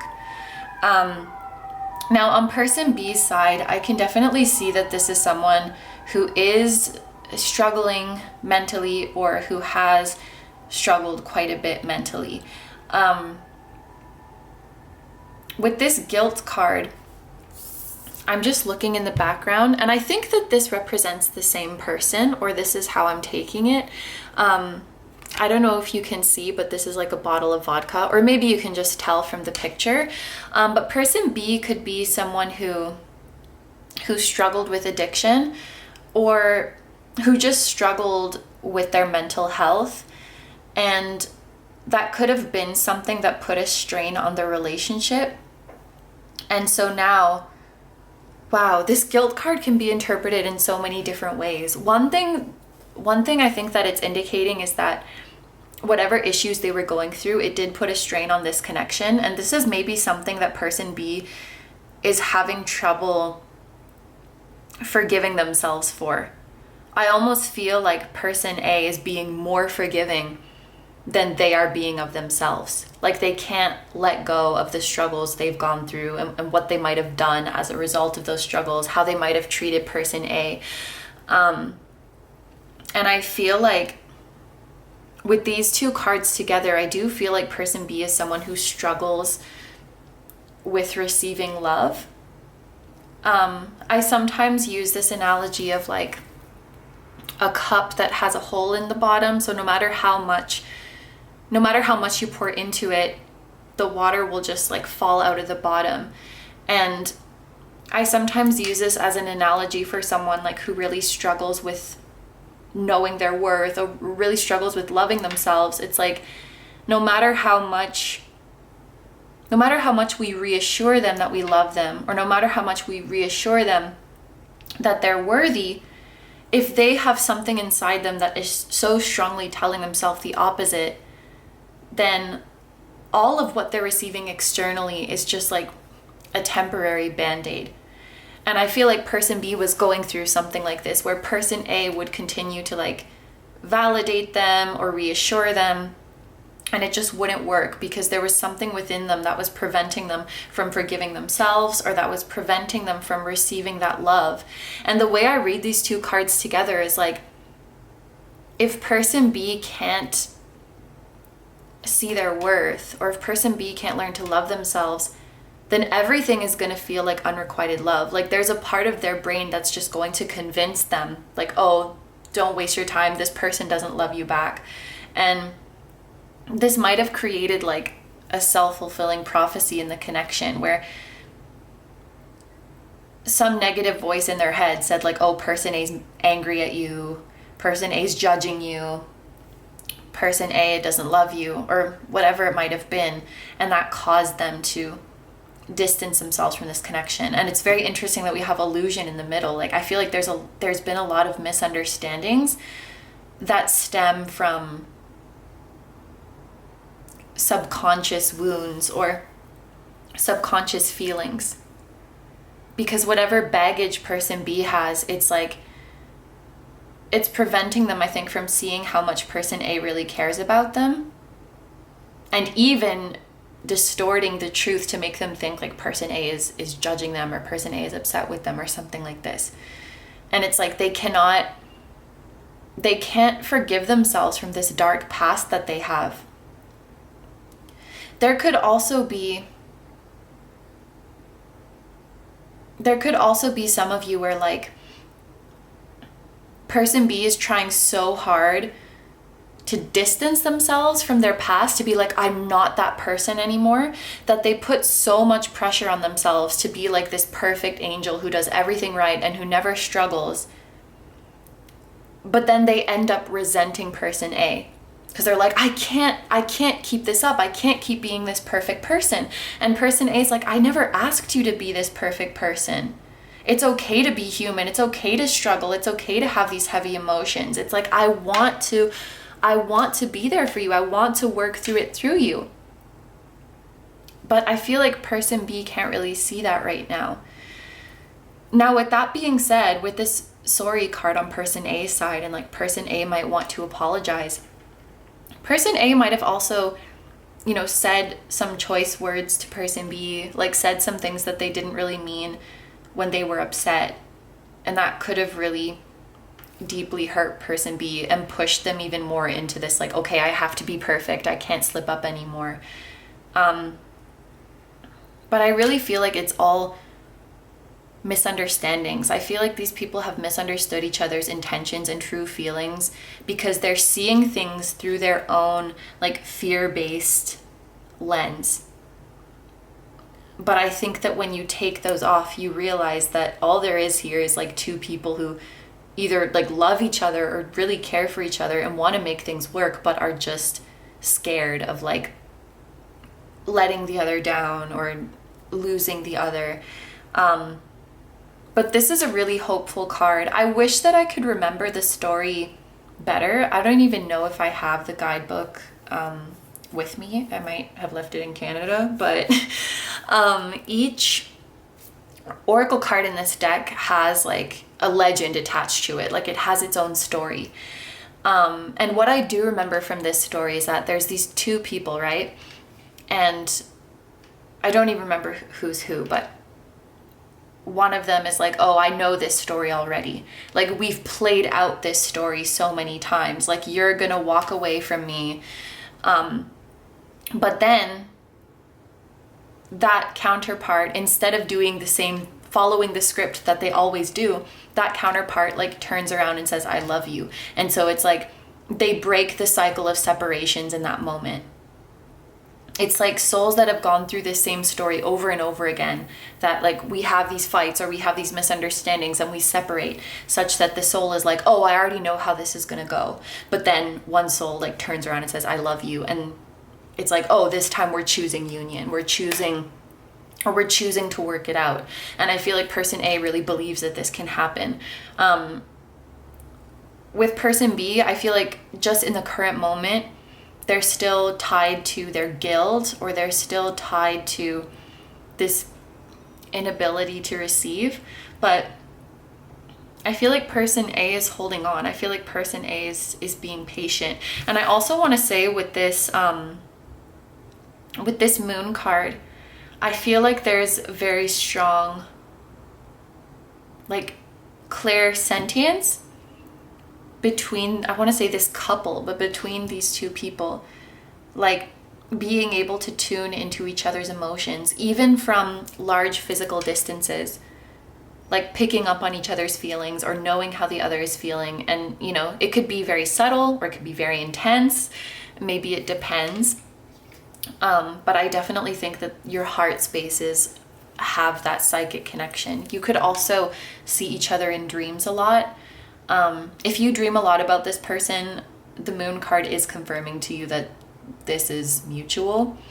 I also think the moon is here to let you know that you really should give yourself more credit when it comes to like your insights and your intuition about this connection and like signs or messages that you might receive about it. I think you're more accurate than you realize, or like you're picking up on more than you realize.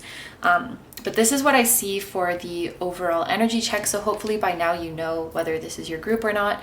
I'm gonna drink some water and we're gonna get into the deep dive of your person's feelings. So you could have realized at this point, like, oh yeah, I'm definitely person A, or oh, I'm definitely person B, or maybe you feel like a little bit of both at the same time, or you go back and forth. However you resonate with it is totally fine.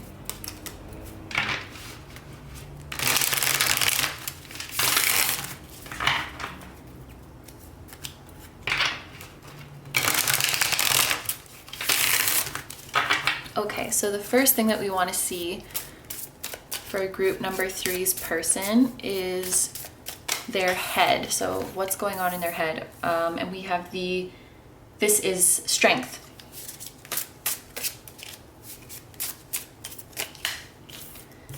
And the 6 of Pentacles.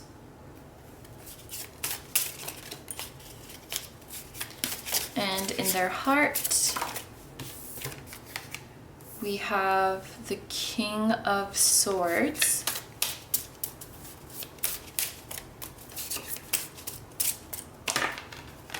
And the Wheel of Fortune.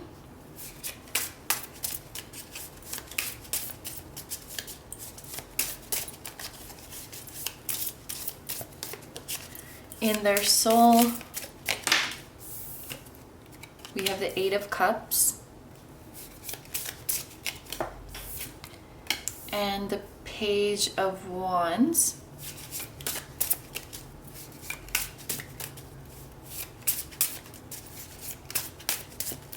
And, no, this is their desires and intentions. We have the 7 of Pentacles, the King of Pentacles. Wait, let me see. I'm just looking at the crown markers on the court cards because I want to just see the difference between the king's crown and the queen's crown. Okay, I think that this one is the queen and this one is the king, but I'm just gonna make sure. Okay, I just sifted through the deck a little bit and I looked at some other cards with crowns on them, and it would appear to me, it feels like these ones are kings and the queens have like thinner looking crowns, but I'm gonna go with these being kings for this reading. And I also feel like pulling one more card for this part just because I kind of brain farted when I was pulling this card and I wasn't thinking about like what the card was for. So one more for their desires and intentions. And we have the 10 of Swords. Okay. So we'll go through these in order, starting with how this person thinks about you. And I can already tell that this person looks up to you so much. Strength is a card that often makes me think of best friends. So you could have a very strong friendship with this person. They really appreciate your friendship, or they desire a friendship with you. And I'm also taking this literally in that this person truly admires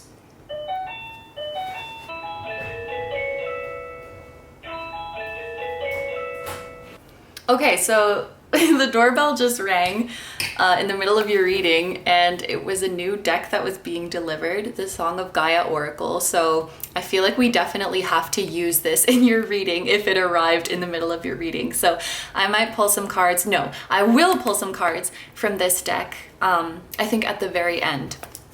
Wow, that's so cool. So yes, we were talking about the Strength card, and I am taking this card literally in that this person admires your strength and admires your compassion. Like, what I feel from Strength is someone who has been through so much, and yet they don't turn bitter, or like their heart doesn't harden. And for everything that they've been through, they actually become softer towards the world and more compassionate and more loving towards the world. I think that this person would say you have a huge heart, or that you have a heart of gold. And I would be surprised if this isn't someone that you've known for a long time, because the feeling I'm getting is that this is someone who's like watched you grow. Like, they've seen you through good times, they've seen you through bad times, and they've seen how you've dealt with everything and how you've come out stronger. And it's really inspirational for them. With the Six of Pentacles here, the main thing that's coming from this card for me is balance. You know, like the two sides of the scale are in balance, they're equals. And I feel like this is your person saying, quite literally, that they want to be like you, that they want to be strong like you, that they want to be wise like you. Almost them saying that they want to be on your level.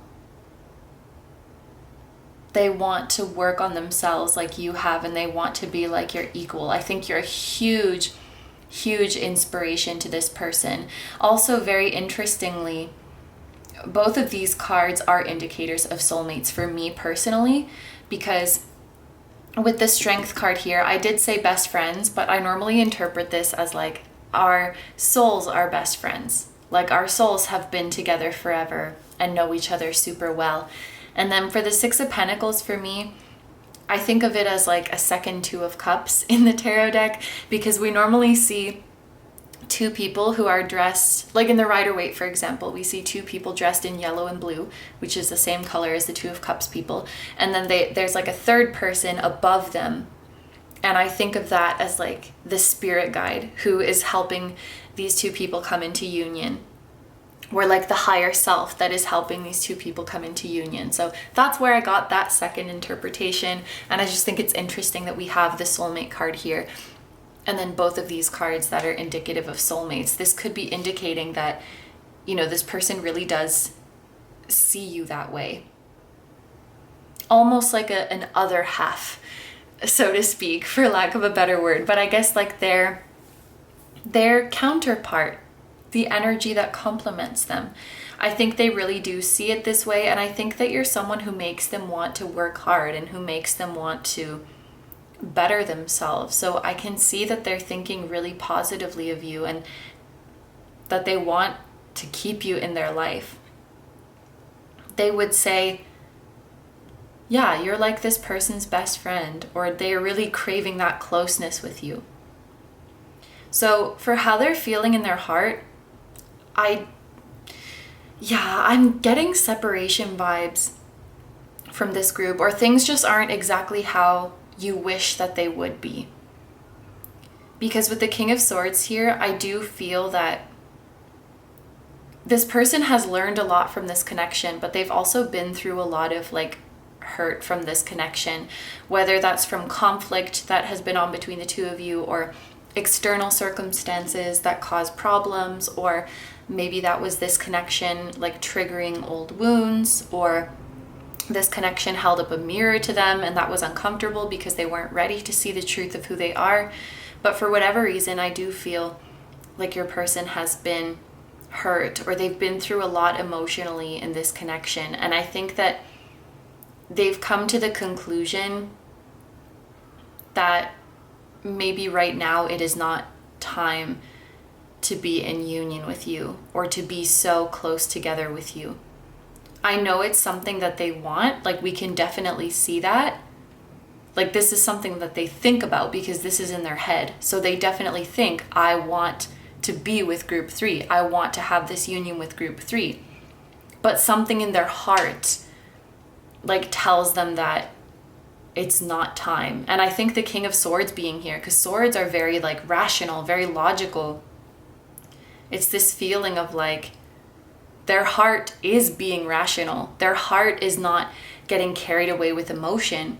And maybe it's that very thing that has gotten them hurt in the past. Like, when you have this super intense, passionate connection and you rush forward before you're ready, and you rush forward with all of this baggage, and then you end up hurting each other.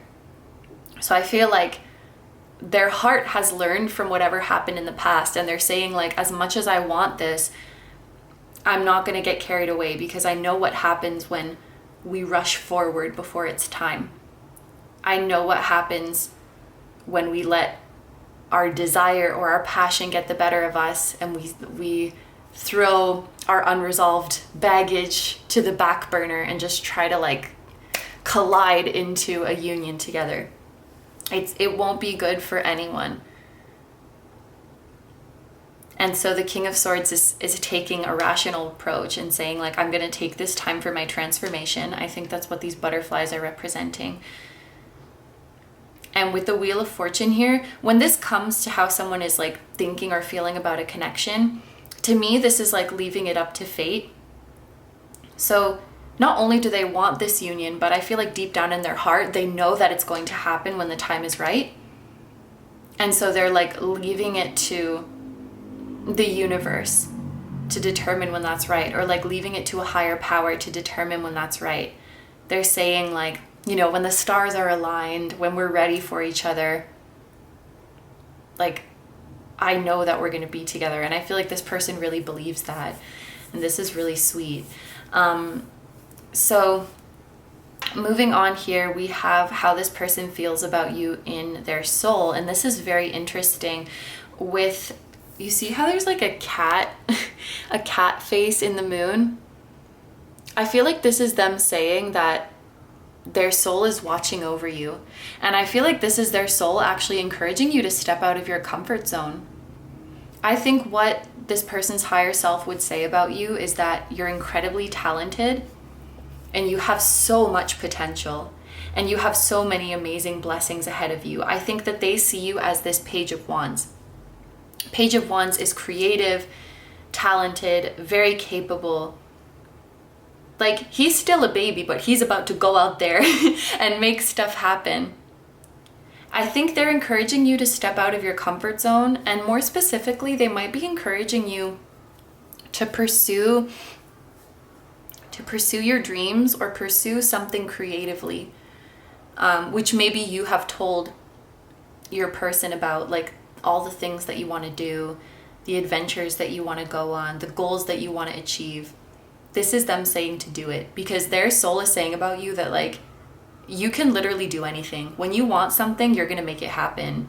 And they're so in awe of you. They're so in awe of your talent, of your determination, of your brilliance. You really inspire them. I know I'm a broken record, but, like, you are such a huge inspiration to them. And this is their soul saying, like, go out and make those things happen.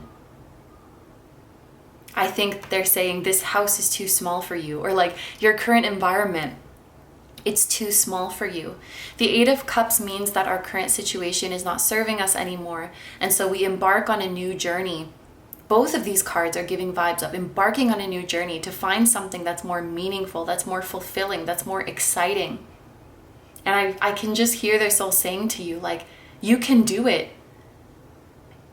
If anyone could do this, it's you. Like, go out there and seize those dreams. Go out there and make it happen.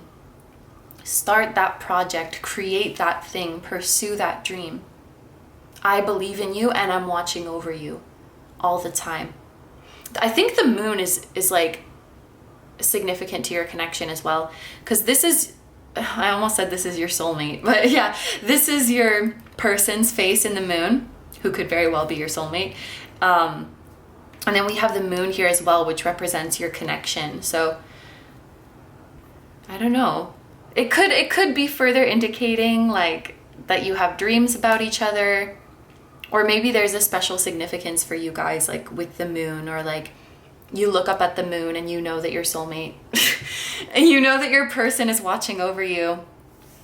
The moon could be like a symbol of them. Like even if you see images of the moon or moon emojis, that could be them like sending you love. Sunflowers could also be a significant sign. But yeah, this is them saying like, you're too big for what you're currently doing. Like get out of your comfort zone and venture out and like take risks to make your dreams happen. I'm cheering you on, I'm supporting you, I believe in you, and I'm watching over you. And I love you. And I've seen you in action. In this lifetime, in previous lifetimes, I've seen you grow. Maybe this message of like, I've seen you grow is referring to like throughout your incarnations. But they're saying like, I've seen what you're capable of. Like go out and do it. And I think that this is actually a really beautiful message. And I'm really feeling from this like how selflessly they love you.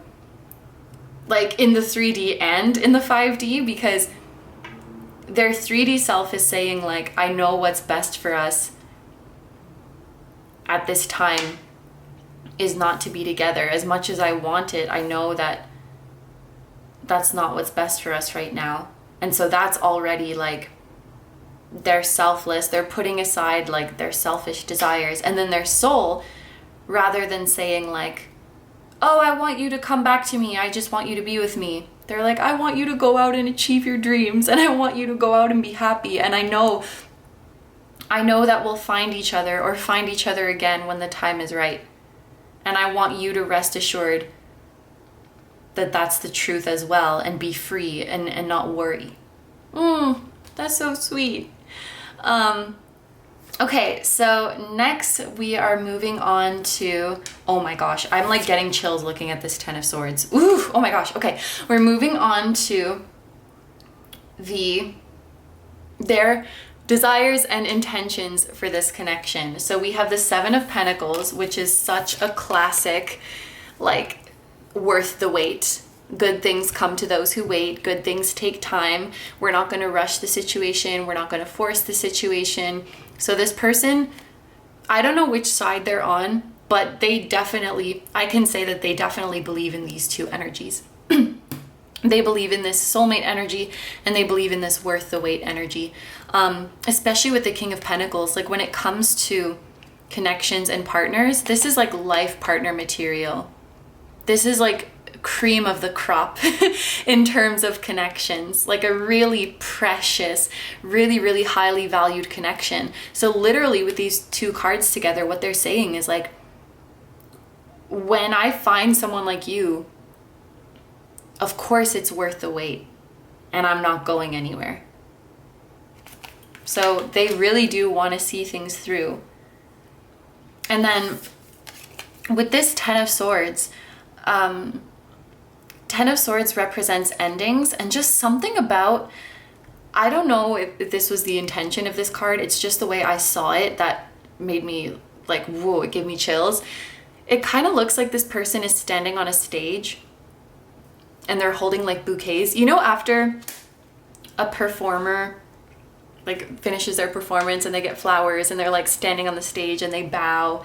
So this ending to me feels like celebratory.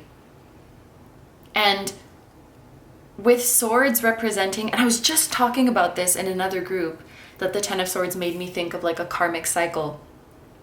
I feel like this represents you guys celebrating the end of a karmic cycle, especially with what we spoke about in like the legend of this soulmate card. And really, you two as humans right now in this incarnation, you are playing out a role. You are playing out a script right now. And that's so spooky because like we were talking about that with this soulmate card as well. Like, oh, I know how this story goes. I know how this script goes. But I feel like this marks the end of the script that you guys have been acting on up until now. And we're starting a new story now. We're telling a new story now. And that's the story that person A believes in. That's the new beginning that person A believes in. The reconciliation that person A believes in. I feel like you guys could both be both of these. It doesn't mean that your person is person A, but they definitely believe in these energies. And also, like, with swords having to do with your mind, and we were talking about, like, person B has been going through a lot mentally. This could be talking about an end to that as well. We even see the sun, like the black sky is fading away, the sun is rising on the horizon. Yeah, they definitely believe in this new beginning. They definitely want this new beginning, and they're saying it's worth the wait because a friendship like yours or a connection like yours is so precious. And this type of love is forever. Like, they're saying, I will care for you forever. You will have a special place in my heart forever. And they're saying, like, I don't really care how long it takes. I know, like, this wheel has to keep spinning. I know that our time is going to come back around. Wow. Okay, so there are a few more oracle cards that I want to look at for your reading. These are going to be messages and advice from Spirit. Ooh, we have mystical atmosphere, and there is the freaking moon again, elephants, as well as, I guess, hot air balloons. That's a very strong hot air balloon. Could also be significant to this connection. I think that Spirit's just saying to believe in magic and to expect the unexpected, because you never know. You never know what could happen. You could also start to receive signs that really stick out like a sore thumb, that are like impossible to miss. And also, this person might not always appear in your dreams what they actually look like. So you might have dreams that at first they seem very weird and random, the same way an elephant floating on a hot air balloon above a lake seems kind of random. But then if you kind of analyze them further and you look at the symbolism, you might realize, like, oh my gosh, that was actually a message from my person. That was actually my person coming to talk to me. Like, that 6-legged blue fox that I was eating Subway with, that was my person. And there might be some significance why they were that, but I guess Spirit is saying don't dismiss things that seem random or weird at first. Like, look deeper into them and just be open to that kind of magic in your life and that kind of weirdness, that kind of unexpectedness in your life. The Wheel of Fortune talks about that as well. Like, be open to those kind of like unpredictable divine interventions. We also have opportunities, so this could be indicating an unexpected opportunity that's coming to you kind of out of left field that you should be on the lookout for. The number 21 is making me think of the world, so I don't know how this pertains to the connection, but travel opportunities could be unexpectedly coming to you. This elephant kind of looks like he's traveling somewhere. As well as unexpected opportunities to raise your status or to expand your following or to expand your business. And then we have adversity. I accept that challenges are the best way to learn. So yeah, definitely in the script that your souls have together, these challenges that you're going through are definitely a part of growth. They're not just random, they're very deliberately there. Yeah. That's all. Okay, so let's take a look at the deck that arrived while I was doing your reading. The Song of Gaia Oracle, which is beautiful. This color is making me want to eat sherbet. Okay. Oh my gosh. The cards are so nice. Look at this. Okay. Oh my gosh. I just split the deck and this mirror card came out with the flamingos and awakening.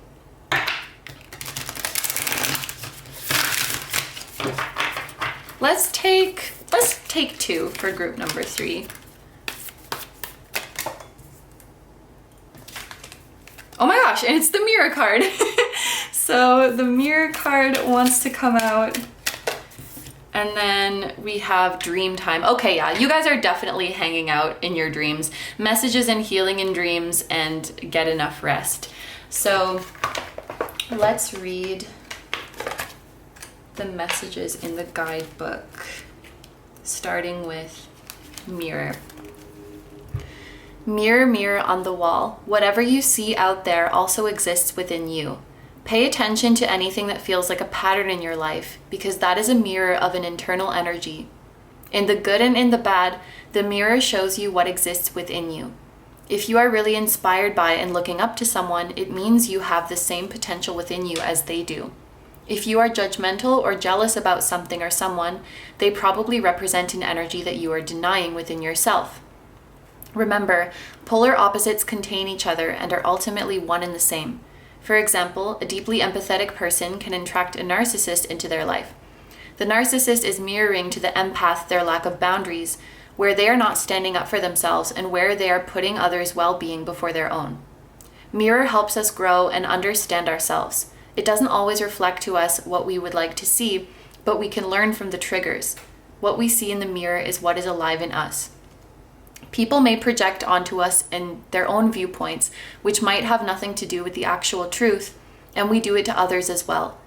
What we project onto others is actually something that we are not accepting within our own selves. It's just easier for the ego to externalize the pain to avoid looking at it within. The mirror shows us what is out of balance so that we can change it. The mirror shows us our triggers as well as our inspirations brutally honestly. The mirror merely reminds us of what we already are. Inspiration and trigger are both great teachers, yet the trigger is a tricky one due to the level of honesty it's asking from us. What are the reflections around you showing you about yourself? What is causing a reaction within you in this moment? Wow. And then we have the numbers 82 and 83 on the pages in case that's relevant for you guys. And let's take a look at dream time, which is 50 and 51. Messages and healing in dreams. Get enough rest. So much happens while we are asleep. Our conscious mind is resting, but the subconscious is processing. Now is a time to pay attention to your dreams and their meanings. What is the overall mood of your dreams? Are there any recurring events or symbolism? Meditate or journal on the themes you keep exploring in dream time. Our subconscious has so much to tell us, and our dreams can reveal topics and aspects of our lives that we are avoiding facing in our waking lives. By giving more attention and thought to our nighttime adventures, dream time can become a powerful tool. A lot of healing can be achieved in this dimension because it has access to the deepest parts of our psyche. Also, learning and downloading new codes can happen in dream time, as well as visiting people or places. Make sure you get enough sleep every night. Rest and take naps whenever you need to. Our bodies and minds need proper rest in order to function optimally. So never make the mistake of thinking you can be more productive when you are skipping or limiting sleep. You can't. Wow. And I feel like if we put these two cards together, this is Spirit saying that your dreams, while maybe sometimes they seem weird and random, I really feel your dreams are mirroring things that are going on in your real life, or in your waking life, I should say, and are giving you important insights about your waking life. So this is definitely a time to pay attention to what you see in dreams. And like this mirror card said, to also pay attention, whether it's within this connection or just in general, to things that inspire you, because those are indicating parts of you that want to come out, that do exist within you. And also things that trigger you, because that might be a part of you within yourself that you are denying. And the artwork on this deck is so beautiful. Thank you for being my first reading of this deck. That was fun. And you're also the first Pagan cat group. So group number 3, we are going to take things over to the extended reading now. In the extended reading, we're going to be seeing what your person thinks that you feel about them, what they wish they could say to you right now, what their next actions are towards this connection, and when that would be happening. So if that's something that interests you and you would like to join me in the extended reading, that will be linked down below in the description as well as in the pinned comment. But if you're going to leave the reading here, I will say thank you so much for letting me do this reading for you. I hope you have a wonderful day or night whenever you're watching, and I wish you all the best. Please take good care of yourself, stay healthy, don't forget to like, comment, and subscribe if you feel like doing that. And you can also follow me on Instagram, where I post weekly pick a card readings as well as new moon and full moon readings. That will also be linked in the description and the pinned comment. And I also have a music channel. The song that you guys heard at the very start of this video was an original song, so if you're interested in listening to the full version of that song or any of my other ones, the music channel will be linked down below for you as well. Group number 3s, I'm sending so much love to you, to your person, and to your spiritual teams. Once again, thank you so much for being here. I truly appreciate your support, and I will see you guys in the next one. Bye bye! Hi number 4s, so if you guys chose the Celestite and the White Fly Tarot, this is going to be a reading all about how the person on your mind is currently feeling about you. So I wanted to start off by just going through exactly what we are going to be covering in this reading. The first thing we're going to do is look at the current energies of this connection and see what is going on between you and your person, and then we're going to go right into the deep dive of their feelings for you. And I'm going to do this in a similar way to how I've done it in previous videos on this topic, where we break it down into how they're feeling in their head, in their heart, and in their soul. So that way we kind of get like a multifaceted view of their feelings. We see what they're going through in the more like logical and rational perspective, and from a more emotional perspective, and from a spiritual perspective. And then we're also going to see your person's desires and intentions for this connection moving forward, whether that's something that they want to do, something they hope that you might do, or just in general what they want to happen in this connection. And I just saw 111, by the way.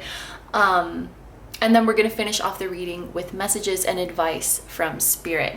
And we also have an extended reading today. So in the extended reading, we're going to see how your person thinks that you feel about them, and what your person wishes that they could say to you right now. And we're also going to see their next actions towards you and the connection, and get a timing for when that would be. So that is everything that we're looking at today. So I'm going to put this aside for now, and we're going to start off with the current energies of the connection. You can think of this part of the reading as like an energy check. So if what I'm describing here does sound like you and your person, then you can know for sure that this is your group. I'm going to do this in a person A, person B style, so I'm not going to necessarily say like this is you and this is them, but rather just explain the two energies that are working off each other in the connection, and it will be up to you to decide if you resonate more with person A or person B. You may find that you resonate with both sides, and that's totally fine. It's likely actually a sign that you and your person are mirroring each other. And it could also be something like some days you feel more like person A and some days you feel more like person B, because our energies are always changing. So that's totally fine too. However, if you feel like you can't really see you or your person anywhere in the spread, then that is likely a sign that this is not your group, and you may want to try listening to another group, or maybe this is just not your reading today. But without further ado, let's start off by looking at the cards for person A. So we have workaholic,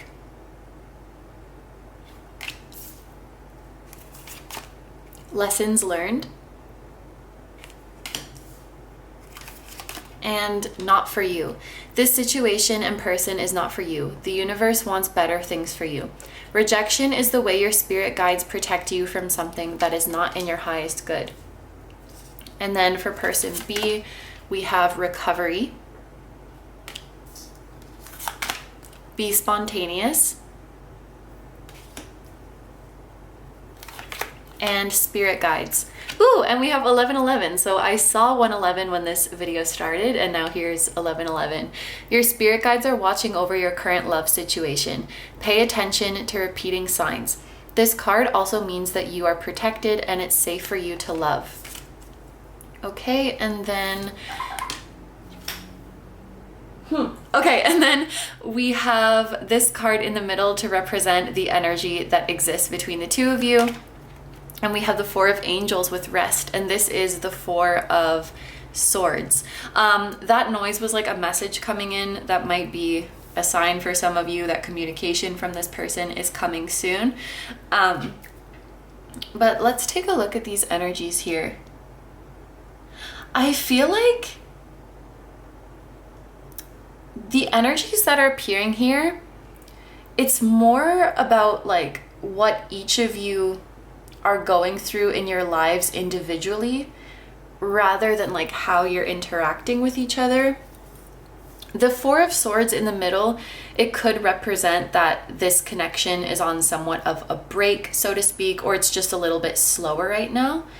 But I feel like this is also indicating that both of you are at this point in your life where you're letting go of stresses and you're being more gentle with yourself. I feel like you guys are going through very similar things in your lives right now, whether you are aware of it or not, whether you're in contact or not. I feel like you're on very similar like points of your journeys.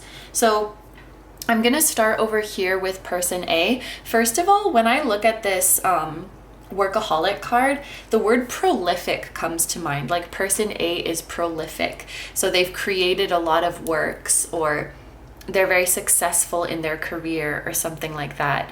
But the very first thing that I notice in the illustration is all of these paintings that are just like stacked up in the wall. And I see this person who's just making more and more and more paintings. And it's like, we're kind of forgetting the purpose of paintings. The purpose of paintings is to look at them, is to enjoy them, is to feel the emotion from them, to get something from them. You can't do that when they're just stacked up on a wall.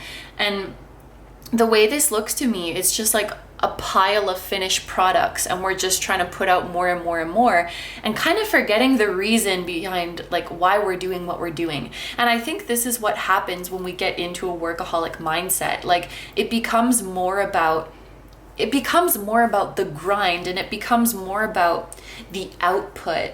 It becomes more about proving ourselves than it does about really like enjoying the fruits of our labor and enjoying the journey and enjoying the process. So I feel like person A has maybe gone through this in their work recently, where they kind of lost sight of why they were doing what they were doing. They kind of lost sight of the passion and the joy. Like if I could use myself for an example, this would be like if I stopped looking at this YouTube channel as like a way to convey messages to people that are helpful, or that are uplifting, or that are bringing confirmation, or that are inspiring. And I just thought of it as like, I need to satisfy the YouTube algorithm, and I need to keep putting out more content to stay relevant, or something like that. It's kind of like, you know, losing sight of your why, losing sight of your reason. And I feel like person A is doing something that they really love, but they kind of got carried away in like the hustle of it. And I think for a while, maybe they were irritable because of that, or they were, you know, stressed out because of that. And I'm kind of getting the feeling that they were either like surrounded by not a good crowd, with this other person in the image, and also with Not For You, or just surrounded by some kind of toxic narratives with this throat chakra energy on this card. You know, like let's say this blue M&M looking thing really liked painting, and then this other raisin looking thing was like, oh hey, you can make a lot of money with that, or like, you know, if you want to be a successful painter, you should be finishing one painting every day, and blah blah blah, and just really like taking an exploitative approach to it. And I think that person A, the blue M&M or the blueberry, is there even blue M&Ms? Are not even a thing, are they? No, they are. Anyway, I actually don't know, but I think they are. They kind of fell for it, I think, for a while. And what I'm seeing in this energy with lessons learned and Not For You, it's like they've realized that this lifestyle is really not for them. And I think this Four of Swords is saying like, I would rather do less and, you know, possibly make less money or be less relevant or whatever it is, even though working slowly doesn't necessarily mean that, but I'm not gonna let that scare me into working more. Like, ooh, oh my gosh, less money, less relevance, like whatever. the main thing that is so important to me, and that was so important to me all along, is that I enjoy what I'm doing, and what I'm doing moves people. So like if money and fame or whatever comes as a result of that, okay, that's amazing, but that's not my reason, and I'm not gonna let that be my reason anymore. And I feel like this is like a creative soul who like had a mission to inspire others and to find themselves in the process of their creativity, but who kind of lost sight of that for a while, and now they're coming back to themselves. And they're learning like what is meant for them and what is not meant for them. And they're like, yeah, this workaholic life, this hustle life, this is not for me. And this could have definitely affected the connection, because I feel like, you know, this would have made person A a lot less available. And like I said, I feel like it made them more irritable, and it made them more distant. Like they were always preoccupied. So if the two of you were meeting each other during this period, I feel like whoever person A is could have been kind of distant from person B, and just like, you know, because they're preoccupied, they're constantly thinking about what they have to do next, and they're on edge because there's so much pressure on them. And they're like, I don't want to feel like this all the time. Like whatever rewards are coming from my work is not worth it. Like I just want to be peaceful, and I just want to enjoy what I'm doing. And that's who they truly are on the inside. So it's like they're coming back to what they love. They're finding themselves again, which is really sweet. So moving on to person B, I feel like there's something a little bit similar going on with person B, but I think that what they're doing is recovering their relationship with their spirit guides and with their spirituality in general, and just with like the flow of life in general. This recovery for me, what I think of when I see this card is like our higher self or our spirit guides reminding us of a truth that we knew all along, but we just forgot it, or we just lost sight of it. So already you can kind of see how it's similar to person A. I think that the truth person B is remembering is that the universe always has your back, and the universe will always provide for you. And all you have to do is take the first step. All you have to do is take the leap of faith and trust that the universe will bring you exactly what you need, exactly when you need it. And I think that person B forgot about this for some time. And so they started trying to like overly plan every little detail in their life, and plan every little thing that was going to happen, because that gave them a sense of control, that gave them a sense of security. It's almost like they forgot that they had this huge spiritual team, and that they had this divine help on their side, that they felt it was all on them to make sure that everything went well. So they it's like they planned their life down to a T, and if it didn't go according to that plan, it would make them really, like person A, it would make them really stressed out, it would make them really irritable. I'm seeing like two people who forgot about their divinity for a while, and there's no judgment because it happens to all of us, but we can always come back to it. It's like they forgot about their divinity, they forgot about all the divine support, and they went into some survival mode, like, I need to hustle and make all this money, or I need to plan everything so that nothing goes wrong. And what I see here is like a remembering of like, oh, I can relax with this Four of Swords. I can relax. I don't need to do that. The universe has my back. I can just move through life peacefully and follow my joy, and the universe will take care of the rest. And I wonder like if this caused a strain in the connection when both parties were acting out of a place of fear. I'm feeling like distracted, preoccupied, irritable, kind of superficial even. But person B is, I think they're coming back to a place of like throwing away their restrictive plans, or throwing away their overly strict routines, and just learning to be more spontaneous, and learning to let loose more, and to be more open, and not like, it's okay to not plan everything, and be open to more surprise opportunities and more surprise blessings.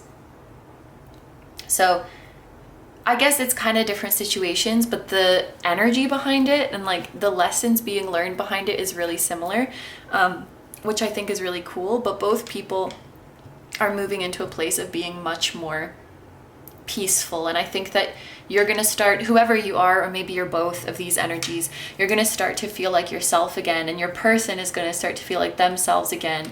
And I think it's going to take a lot of strain off of this relationship. So this is what I see for the initial energy check. So let's take a look now into their feelings for you. So the first thing that we want to see is how they're feeling in their head, and that came out really fast. And we have Temperance and the King of Wands.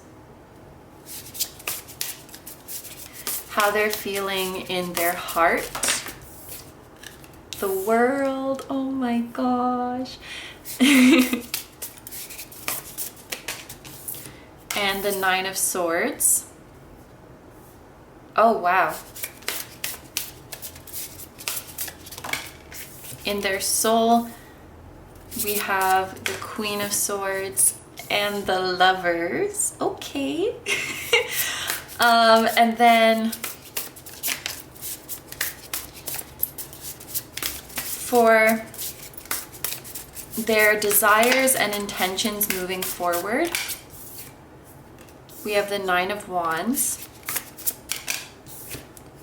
and the Knight of Wands. And then I also, I felt called to look at the bottom of the deck energy, which I haven't been doing throughout this reading, but it felt right for this group. So at the bottom of the deck, we have the Hierophant. I hope everything is fitting okay. So I'll just take a moment to point out relevant zodiac signs. Oh, and then I forgot to check, I think I forgot for groups 2 and 3 also, but oops. For like repeating initials, which I like to check in the oracle cards, right away I'm seeing lessons learned. So we have repeating L's, and then we also have spontaneous and spirit, which is repeating S. So S and L could be significant initials of you or your person's first, middle, last name, as well as cities, countries, companies, organizations that are pertinent to you. And then for zodiac signs here, we have Taurus with the Hierophant, Gemini with the Lovers, and we have Sagittarius with Temperance. Okay, so starting over here with how your person is thinking about you right now. First of all, I think it's quite interesting that these people look very, very similar, like they're taking a rest. And I kind of feel called to say that your person is not so actively thinking about you right now because they're just kind of unplugged from everything right now. You can literally see in this card that this person's brain is unplugged and they just have to rest.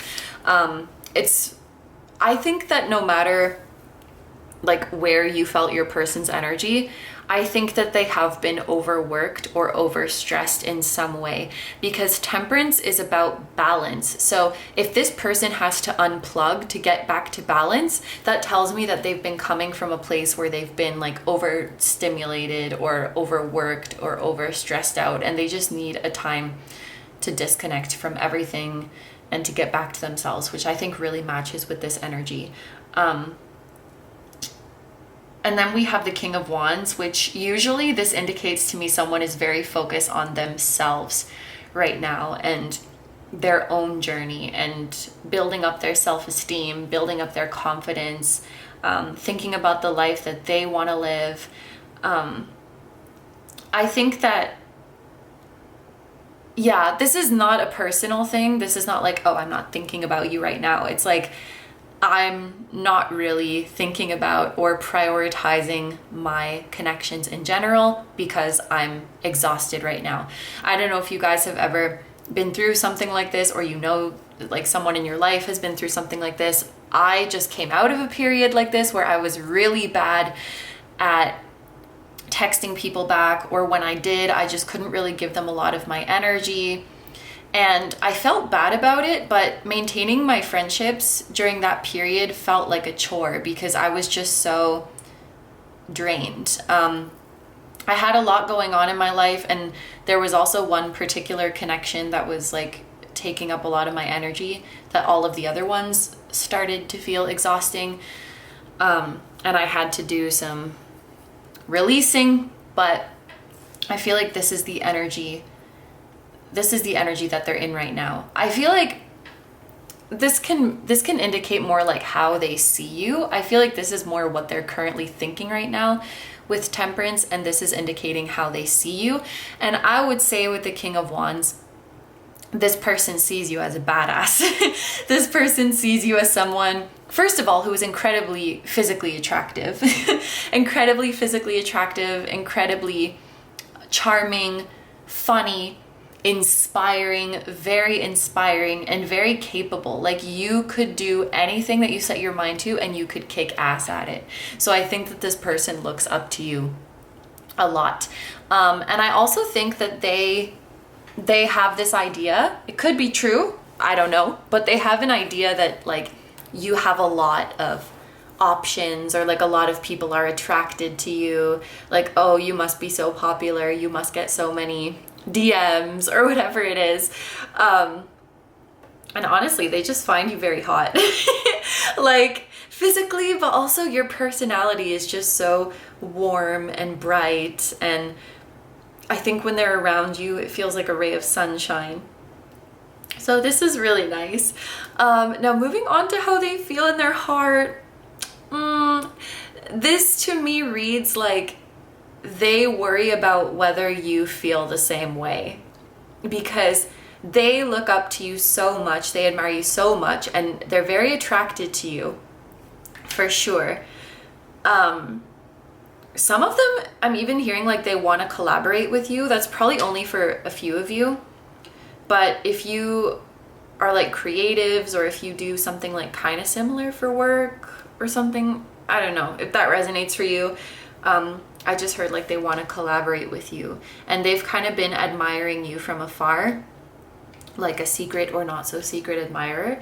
But yeah, there's this, it feels like a crush, or a very strong crush, but it's like a lot of admiration and a lot of attraction. But they worry whether or not you feel the same way about them as they do about you. With the world here, this could mean that they think the world of you, or that you are their world, or that you rock their world, or that you deserve the world. And actually, I think it's all of the above. They honestly see you as an ideal in some ways. Like, you're the ideal person, or you're the ideal partner. Like, you physically, your intellectual connection, like how they feel about you emotionally, they see you as this ideal. And I also think with these cards, if you're not like with them already, I think that, or actually even if you are, but there's a feeling of like they would be proud, you know? If they were in a relationship with you, they would like brag about it. They would be so freaking proud. And there's a feeling of them wanting to support you and uplift you. Like, I want to make sure that you are still, you know, living the life that you want, and that you have your freedom. I would never want to like tie you down. I just want to support you. I just want to lift you up. Make sure you have everything you need. Yeah, they would be really proud. And also the word muse is coming to my mind. So if this person is creative, you might like inspire their works, or it like the creative things that they consume remind them of you. So like if they're listening to a love song or something, they would think of you. Or even if they just listen to a song they really like, they would think of, you know, showing it to you, or they would like visualize you while they're listening to it or something like that. But yeah, it's in like, I have this book, this Japanese book that has like all the meanings of the tarot cards, and this one that I just always remember for the world, it's like reciprocated feelings when it comes to a relationship. I don't know if I'd ever seen that interpretation somewhere else, but I liked it, so I remembered it, and I kept it in my little interpretations bank. And so to have the card of like anxiety and overthinking next to that, I think that that's very clearly like, I worry if you think the same way. I think this person has a very active mind, and that's also probably why they need to disconnect sometimes. this person could struggle with anxiety, or they just have a really active mind and like overanalyze things. But I feel like they could sometimes overanalyze their interactions with you. So even if you feel like you're being very obvious that you have feelings for them or that you're attracted to them, they might think like, oh, they were just being nice, or I was just wishful thinking, I was just interpreting it that way because I'm seeing what I want to see, or like, you know, overthinking things that they said, and did they sound stupid, or did they turn you off? You know, I do think that this person is confident, but it's like when it comes to you, I guess, and the Queen of Swords too, I feel like when it comes to there's certain people whose opinions they like really care about, like people they really look up to. And I just feel like they might not come across as that kind of person. And I want to be clear when I'm saying this is not because like, oh, they don't feel comfortable around you, or like you're intimidating or something like that. It's just that I think for the most part, they genuinely don't care about people's opinions, but they care about yours, because like they have a crush on you. They want you to like them back, and it's actually kind of endearing. But at the same time, I wish that they weren't overthinking like this, because that's very sad. But yeah, that's definitely something that they think about a lot. Like they wonder if you feel the same way. Okay, so moving on now.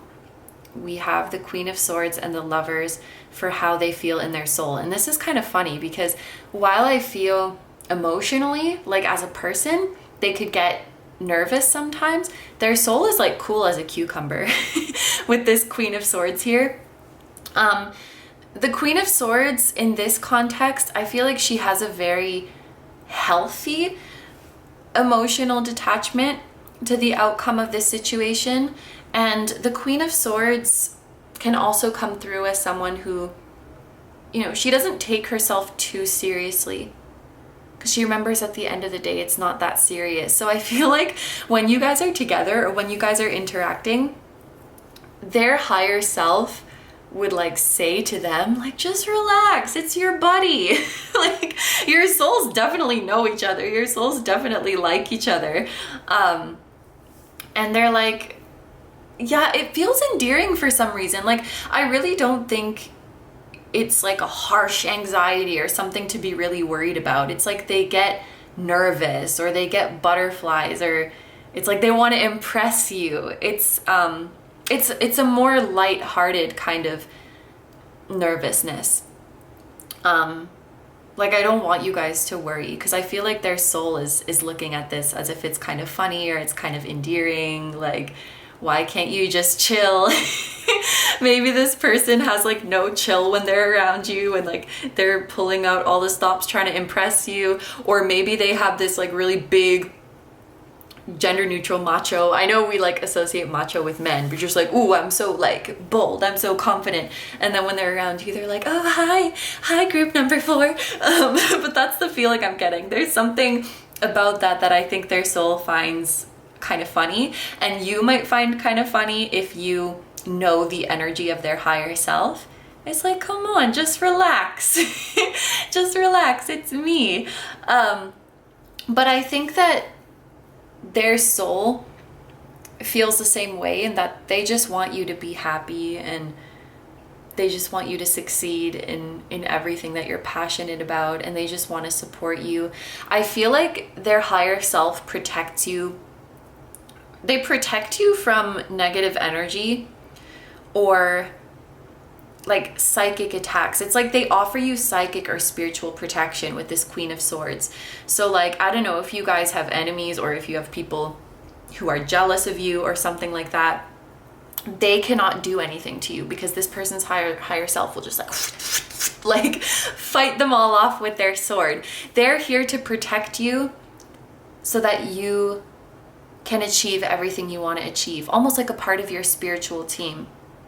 And they wouldn't let anything mess with you or let anything get near you. If it ends up that you guys can be like this in this lifetime, that you can be lovers, or that, you know, you can be in this very close, loving, intimate relationship, whether that be romantic or not. I think that would bring their soul great joy, but they're not super attached to that. And that's very soul-like of them, you know? Like, let's just go with the flow. Let's just live our best lives. And if our human avatars end up together, that's awesome. But if not, that's okay, because we're always together in the soul world. We're always inseparable like this. And nothing is going to change that. So it's like their soul is not taking it too seriously, I guess. Their soul has a lot of love for you, but it's not possessive, it's not controlling, it's not desperate. It's more like, it will be amazing if we end up together, but like, I know we're gonna be happy either way, and I'm always gonna love you either way, and I'm always gonna be here protecting you either way. So, you know, our humans being together or being separated is an illusion, because our souls are literally always together, and that's not going to change unless you tell my higher self to buzz off, and then I will, but otherwise I'm always going to be here with you. And if you see repeating numbers like this, like we saw 111, we saw 1111 during this reading, that might be how their higher self communicates with you, because we do have an air sign card here, and we also have the Lovers, which is Gemini energy. That means that their soul is very talkative, and so even when their human self is kind of like disconnected or distant or whatever it might be, I feel like their soul is still talking to you a lot. And they will never tire of it. They're saying they would never get bored of talking to you. Like Gemini, they can talk about anything. You want to talk about the weather, you want to talk about our spirit guides, you want to talk about our past lives, you want to talk about what I'm doing, what you're doing, about your pets, like I'm here. Yeah, like look at this energy is so cute. I feel such a like unconditional and selfless love and like protective love. I feel like this is them protecting you regardless of your genders, because these are souls anyway, so they don't have genders. Yeah. And I don't know, I feel like this is them protecting you with their sword, but then like they would drop their sword and protect you with their body if they had to. It's very, very loving energy from them. Wow. You might communicate with them a lot through like claircognizance, just like you hear them as if it's a thought in your head, or as if it's an idea that popped up, and that's them speaking to you. So now we move on to their future desires for this connection. I feel like they're determined. They're determined to be with you. They're determined to end up with you. Like, look at this. The way I see this, you see this knight smirking and he's about to go into battle. He's like, and this is very guarded energy, the Nine of Wands. This is like, if you are trapped in a castle with a fire-breathing dragon or this bull-looking thing, like, I'm gonna go in and fight. I don't care. So, yeah, it would... I hate how often I think of Africa by Toto when I'm doing these kind of readings, but like, it's gonna take me a lot. Or it's gonna take a lot to drag me away from you. You know the one. There's nothing that 100 men or more could ever do, except for unless you tell them to stop. Then they will. But like, as long as the two of you want this connection, I feel like this person is determined. This is like, I have a crush on you and I'm gonna make you mine. It's that kind of energy. I think with the Knight of Wands here, this person feels really confident about this connection, which is a good thing. And I also think with the Nine of Wands here, this is a card that indicates like the tough times are almost over. So maybe you guys are like already in the process of coming out of this energy, or like this kind of heavy chapter is almost over. Maybe this detached energy that they've been in is almost over. But I really feel this as, you know, they're like, I'm back on my feet. I was going through a tough time, but I'm back on my feet, and like, I'm not giving up. That's really how I see it. And with the Hierophant at the bottom of the deck, when it comes to relationship readings, this makes me think again of someone who's like your ideal, someone you would want to commit to, someone you would want to stick with, someone who's like a keeper. I don't know if you guys have reached this stage yet, but because there's that pride, I feel a desire of like this person wanting to introduce you more to people in their life, or for you to spend more time with people in their life, just like to really make you a part of their life. So this could be them wanting you to meet their friends, or to be more involved in their friend group, or wanting to introduce you to their family or to the people they work with, or something like that. It's not just that they want to show you off, which we did talk about before, but like they really want to integrate you in their life and make you feel like you belong and make you feel special. And I have a feeling that if they've kind of been falling short with that recently because they've been in this energy, I have a feeling that they're really going to make up for it. So like, I don't know, if in the time that they've been disconnected, you would have normally seen them 3 times, then when they come back, like we're going to go on those 3 dates, or like we're going to talk a lot. Like I feel like they're going to bounce back, and they're going to come back with a fire with this Knight of Wands, and both of these being like a fiery energy. And I do feel like this is talking about, I feel like they have now a better image of what they want for their long-term future. And I think you do too. And it's that you want to live more peacefully, and you want to come back to enjoying the journey. And I think that they're intending, if you want, they're intending to be a constant in your life. This could also be indicating that they've been like going to therapy, or that they've been seeking some kind of counseling as well, like to help on their healing journey. But this is what I see for the tarot. So for the last part of this reading, we're going to take a look at some oracle cards, which will be messages and advice from Spirit. Ooh, so we have focusing the mind. This could also be a hint of your like claircognizant connection, or your ability to communicate through your mind. We have harmony.